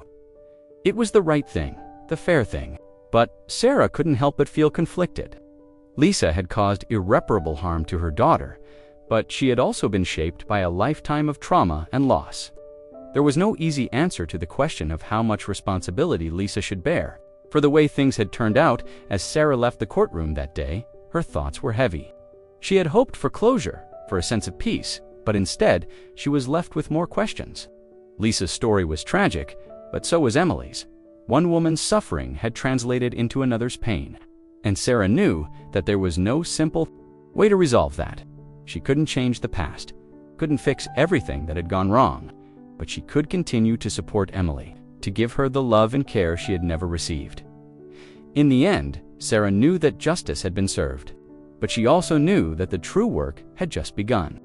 Emily's healing, her ability to trust again, her chance to live a life free from fear, those were the things that mattered now. Sarah couldn't undo the damage that had been done, but she could be there every step of the way for the girl who had come to her for help, and in that, there was hope. The weeks following the trial had left Sarah with a sense of quiet reflection. The store had returned to its usual pace, the sounds of customers coming and going, the routine of stock being replenished, and registers ringing. But Sarah felt different. It wasn't just the quiet relief that Emily was safe, or the weight of the months of uncertainty that had led up to this point. It was something deeper. The experience had shifted her, changed the way she viewed the world around her. She found herself paying more attention to the little things, to the subtle cues in a person's expression, or the slight tremor in their voice. She was more attuned to the moments that others might miss, the quiet interactions between parents and children, the way someone's body language shifted when they were speaking. She noticed the girl who clung to her mother's side a little too tightly, the way the woman responded with a cold smile but no real connection. She noticed the tired eyes of the cashier at the coffee shop, the way he looked out the window as if he was searching for something just beyond his reach. The world, which had once seemed so predictable and routine, now felt alive with nuance, with stories hiding in plain sight. Every time she interacted with a customer now, she couldn't help but wonder what might be going on in their lives. It wasn't that she assumed the worst of everyone, far from it, but she knew now that things weren't always as they seemed. A simple smile could hide a world of pain. A quiet person might be holding on to a burden too heavy to speak about. Emily's situation had shown her that, in a world full of noise, there were too many people silently suffering, too many children whose voices went unheard, and it wasn't enough to simply look at someone and assume that everything was fine. Sarah knew now that sometimes it was the quiet ones, the ones who spoke in whispers or not, at all that needed someone to notice. Someone to listen when they couldn't find the words. Her gut, once a tool she had barely trusted, had become sharper, more reliable. Before Emily's case, Sarah had often second-guessed her instincts, brushed them off as overreaction or misreading a situation. But now, every gut feeling, every instinct that stirred within her, felt like a signal, a reminder that sometimes acting on those feelings was the only way to make a difference. She had seen what happened when she ignored her gut before, when she hesitated, when she allowed doubt to cloud her judgment. She had almost missed the quiet cry for help that Emily had offered. That whisper, that single word of help, had been her plea, and Sarah had listened. It had changed everything. There was a weight to this new awareness, though. Every day, she saw the potential for small actions to make a huge difference. She couldn't help but wonder how many other Emilys were out there, silently struggling, waiting for someone to notice them. Most the world felt more complex now, less certain. And Sarah realized that while she had been living her life with her own concerns, there were so many others whose lives intersected with hers in ways she couldn't see. How many times had she walked past someone who was quietly suffering, who was hiding pain behind a smile or a casual comment? How many people had been asking for help, but too afraid to say anything? The thought stayed with her, lodged in her mind, refusing to leave. But despite the heaviness of it all, Sarah found a strange sense of purpose in her new perspective. She was no longer content to let things slip by unnoticed. She wanted to be more than just a passerby in people's lives. She wanted to be someone who listened, who acted, who didn't dismiss the gut feelings that told her something was wrong. Emily's case had shown her that the smallest act of noticing, of speaking up, could make all the difference in the world. It was a lesson she wouldn't forget. The realization that she had helped Emily, that she had given her a chance to live. A life free from fear was a comfort, but it also pushed Sarah to be more. She began volunteering with local organizations that supported children in need, offering her time to help others who had been through similar trauma. She reached out to friends and colleagues who worked in social services, learning about the ways she could make a difference, even if it was just one small act at a time. Emily's story had opened a door in Sarah's heart, one that she had never known was there before. And yet, the fear of missing something, of letting another Emily slip through the cracks, haunted her. There were days when she felt overwhelmed by the enormity of what she couldn't change. There were so many issues in the world, so much pain and suffering that she couldn't solve, and it made her feel small and helpless. But she had to remind herself that small actions mattered. Listening to someone who needed to be heard, offering support when it was most needed, that was something she could do. That was something she could control. As Sarah continued to work at the store, as she went through the motions of her day-to-day life, she knew her view of the world had irrevocably shifted. She would never look at a person in the same way again. She would never take for granted the power of a simple gesture, the impact of just being present, of listening when someone needed it most. The world was full of people asking for help in ways that couldn't always be seen, and it was up to people like her to notice, to act, and to make a difference, no matter how small it seemed at the time. Emily had shown her that, and Sarah would carry that lesson with her, always. Months passed, and the world around Sarah continued its steady rhythm. The store, with its daily bustle and constant churn of customers, became a place of routine once more. But Sarah noticed the subtle shifts in herself, how she no longer took the quiet moments for granted, how she could no longer ignore the small signs of distress in others, how she had learned to listen when people didn't know how to speak up. She often found herself thinking about Emily, hoping that the girl was finding the peace she deserved, wondering if she was adjusting to her new life, to the stability that had been promised. The last update from Officer Jackson had been a few weeks ago.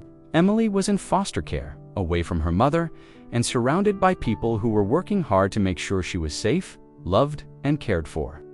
Sarah had been assured that the transition was difficult but positive. Emily was in therapy, slowly starting to open up, and she was beginning to trust again. The progress was slow, but it was there, and that was enough for Sarah to hold on to. She knew Emily's road to healing would be long, but she was thankful that the girl was no longer trapped in the same painful cycle.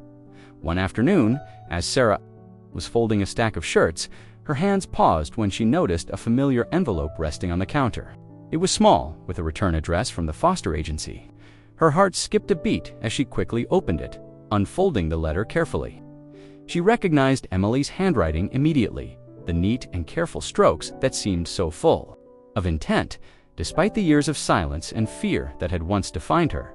"Dear Sarah," the letter began, and Sarah felt her chest tighten. "I don't know if I'll ever be able to thank you enough for what you did for me.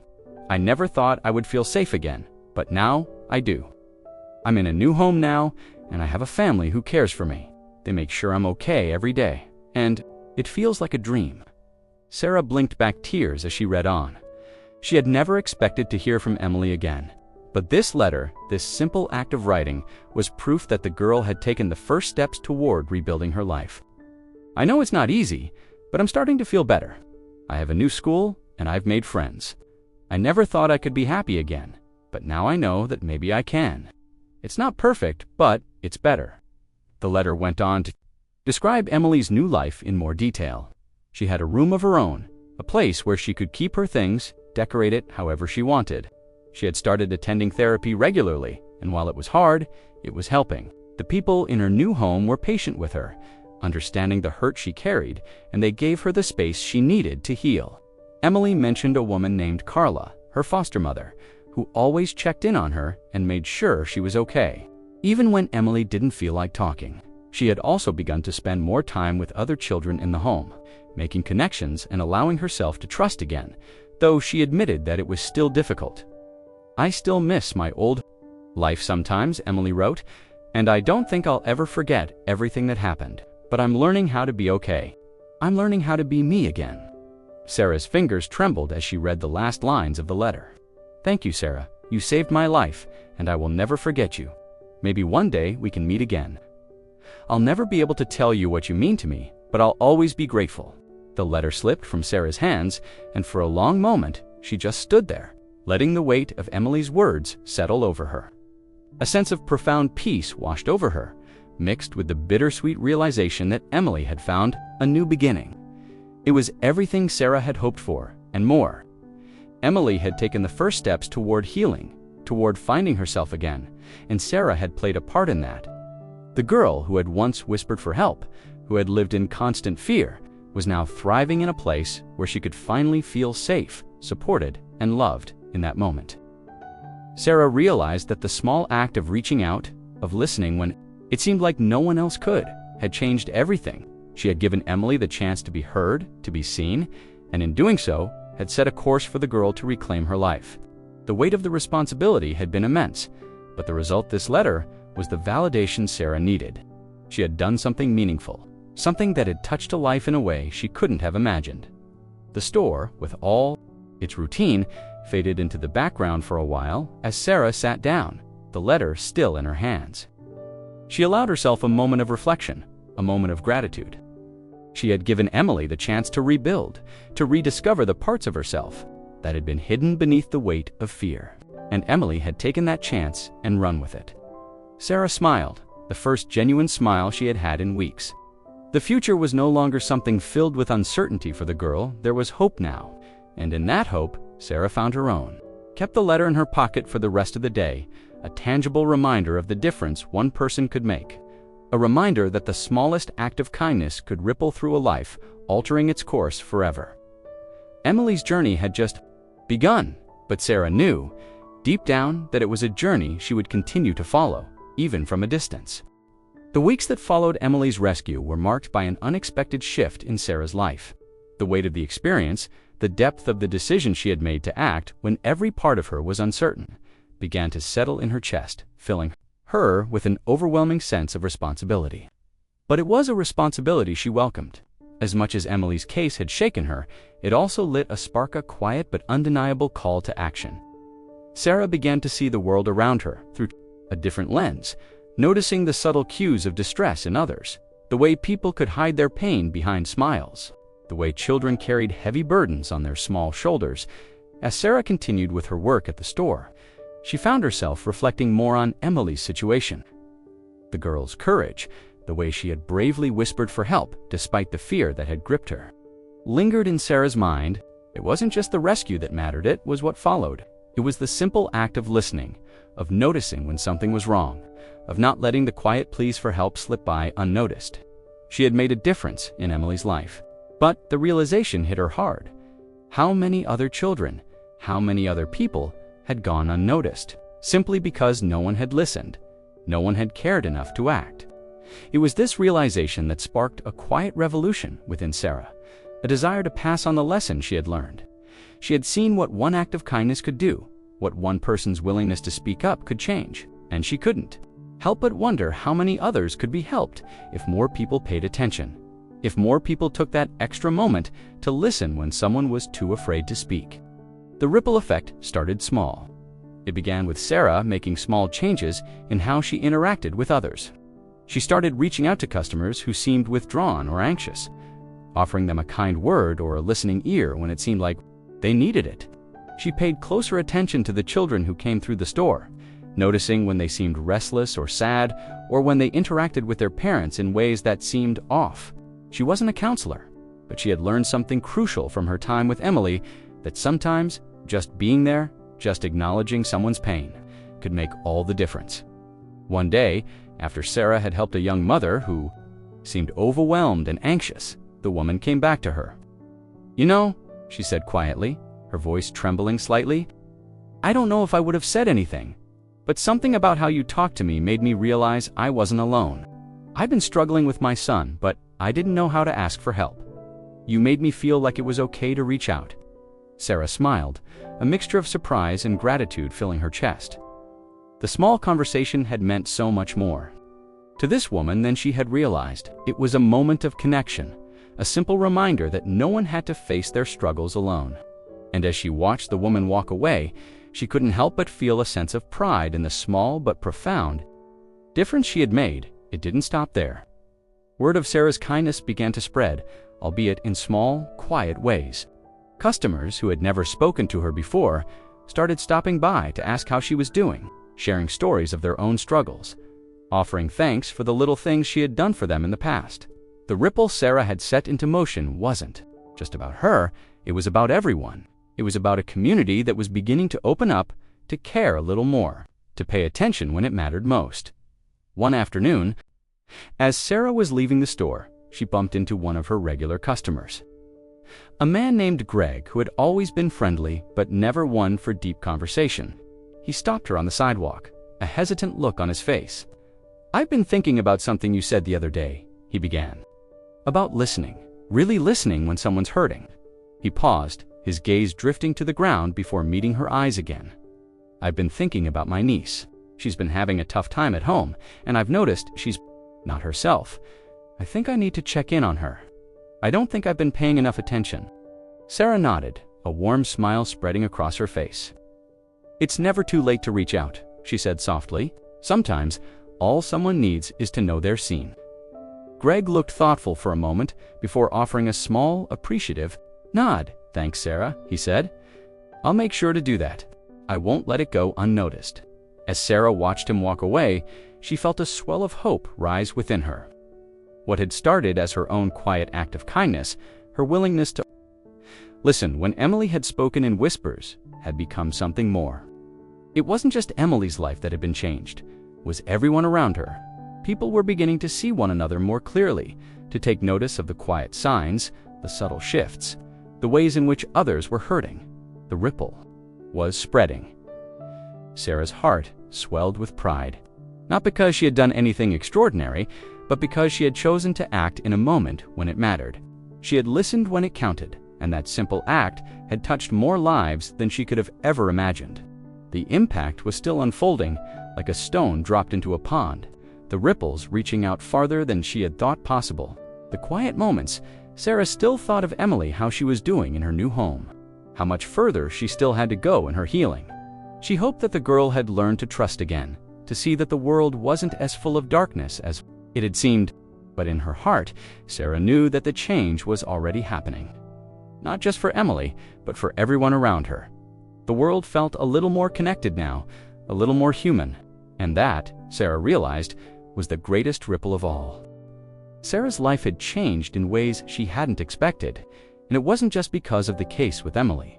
The experience of noticing, of acting, of stepping into a moment of uncertainty and doing what she felt was right had unlocked something. Inside her, the realization that a simple act of kindness, a willingness to listen, could alter the course of someone's life had ignited a passion within her. Passion to make sure other children like Emily weren't left in the shadows, ignored or overlooked. After everything that had happened, Sarah couldn't sit by and watch. She couldn't go back to living a life where she passed by people in need, oblivious to the quiet cries for help. She had seen firsthand the power of a person reaching out, of being present for someone who felt lost, and it had shifted something. Deep within her, she couldn't ignore the child in need again, not when she had seen how easily that help could make a difference. So she began to take action. Little by little, Sarah became more involved in her community. She started volunteering at local shelters, at organizations that focused on children's welfare, where she could put her newfound purpose to work. It wasn't easy at first. The systems were complex, and there were many obstacles. But Sarah was determined, and her commitment grew stronger with each encounter. Every child she met, every parent she spoke to, reminded her of the importance of being present, of listening when someone needed it the most. She worked closely with local child welfare organizations, learning about the systems that were in place to protect children, and the ways in which they often failed. She discovered the gaps in the safety net, the places where children like Emily slipped through, unnoticed, unprotected. It was disheartening at times, but it only fueled her determination. She began to speak up, attending meetings and speaking out in her community, raising awareness about the importance of early intervention, of not waiting until it was too late to help. Sarah's role shifted from someone who simply volunteered to someone who advocated. She worked with organizations that provided safe havens for children, helping to ensure that the resources were available to children who needed them most. She joined initiatives to improve communication between shelters, schools, and law enforcement, creating a network of support that was more than just a safety net, was a bridge. She wanted to make sure that children in need were seen, heard, and cared for before things got worse. She wanted to ensure that no one would miss the signs, the subtle whispers of a child who needed help. As Sarah became more involved in these efforts, she noticed something incredible. There was a shift in the way people thought about children in distress. Conversations that had once been uncomfortable, topics that had once been avoided, began to take center stage. The more Sarah shared her experience with Emily, the more people around her began to see the importance of being proactive, of listening, of recognizing when someone needed help. It wasn't just about reacting to a crisis, it was about preventing one. It was about building a community that didn't wait for children to ask for help, but was always ready to offer it. Through her work, Sarah met people who had been doing this for years, who had built their lives around helping children in need. She found mentors who shared their wisdom with her, showing her the intricacies of advocacy, the patience it took to work within the system, and the unyielding commitment required to make a difference. And as she worked alongside them, she realized just how much more there was to do. The more she learned, the more she saw the opportunities to help, to expand what was already being done, to create new solutions for problems that had long been ignored. It was in those quiet moments, after long days of meetings, paperwork, and planning, that Sarah would reflect on how far she had come. The woman who had once been content to go about her daily life, unaware of the silent suffering around her, was now an advocate, a force in her community. She had found a new purpose, one that connected her to people in ways she hadn't expected. She wasn't just helping children anymore. She was helping to build a community where children like Emily could find safety, could find someone who cared before it was too late. But even as she immersed herself more deeply in this work, Sarah couldn't forget Emily. The girl's face, her fear, her courage in speaking up, had shaped Sarah in ways she couldn't fully express. Every time Sarah spoke at a meeting or worked with a child in need, she carried Emily with her. The girl had been the catalyst, the spark that had ignited her transformation. Emily had shown Sarah the power of listening, the importance of stepping in when others might hesitate, and the life-changing impact of showing up for someone who needed help. Sarah had been a witness to one child's suffering, and that suffering had opened her eyes to the suffering of many. It was a heavy responsibility, but it was also a calling. Sarah didn't know where this path would lead, but she knew she was on the right one. She couldn't undo the past, but she could shape the future, one child, one family, one community at a time. And as the days turned into months, Sarah felt a quiet peace settle within her. She had found her purpose, and in doing so, she had found a new way of seeing the world, a world that was no longer full of strangers, but full of people in need of help, in need of someone who cared. It wasn't about saving everyone. It was about being the person who could make a difference, who could listen when others didn't. In that, Sarah had found something that felt like redemption, something that felt like hope. Years passed, but the lessons Sarah learned that day with Emily never left her. In fact, they had become the cornerstone of the way she lived her life, the foundation of everything she valued. Sarah often thought back to that pivotal moment when Emily had whispered for help, when the weight of uncertainty had hung in the air, and Sarah had chosen to act. It was a moment that had shaped her future. But more than that, it had shaped her understanding of what it meant to truly see someone. The quiet, desperate plea for help had been the start of a ripple that had touched not only Emily's life, but her own as well, expanding outward in ways she hadn't fully imagined at the time. As the years went by, Sarah continued to work in the community, her commitment to helping children in need only growing stronger.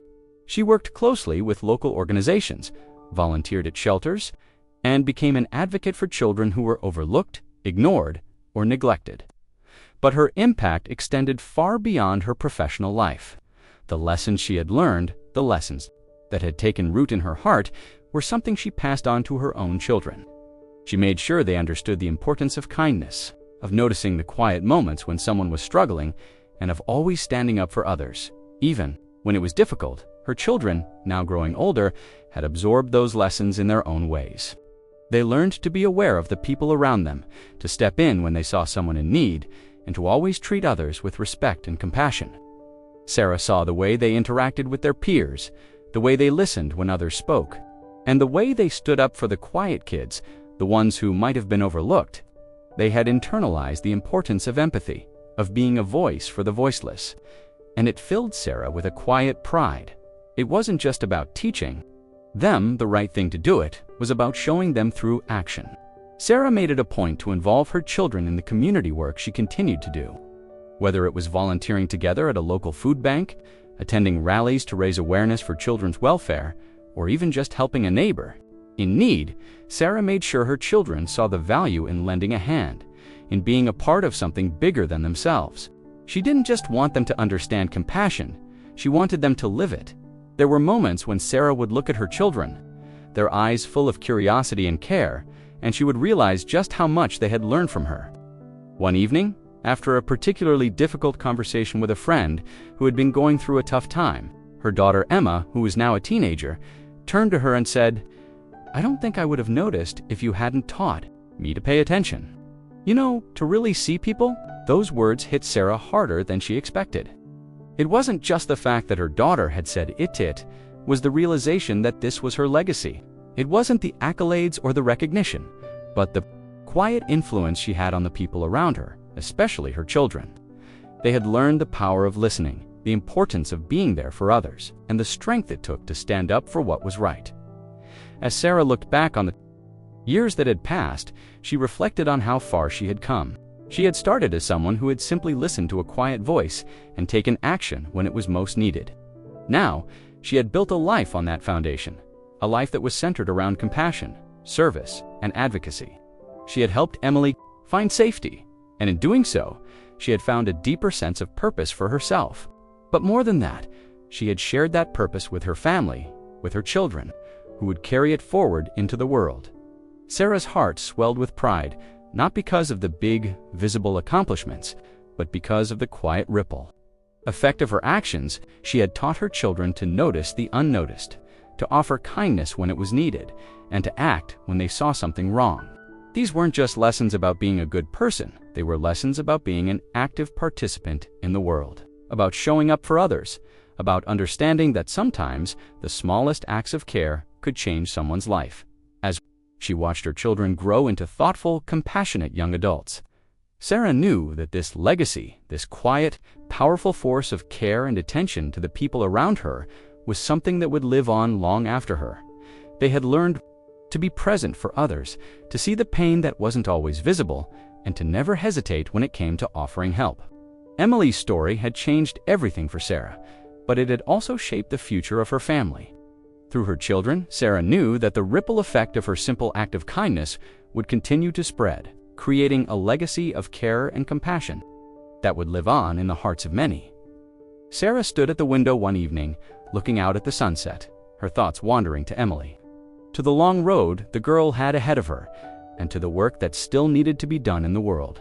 But as she watched her children laugh together in the yard, as they shared stories and helped one another, she realized that the world was already changing, bit by bit, and she had been a part of that change, a small but important part, teaching those around her that compassion was the most powerful tool of all.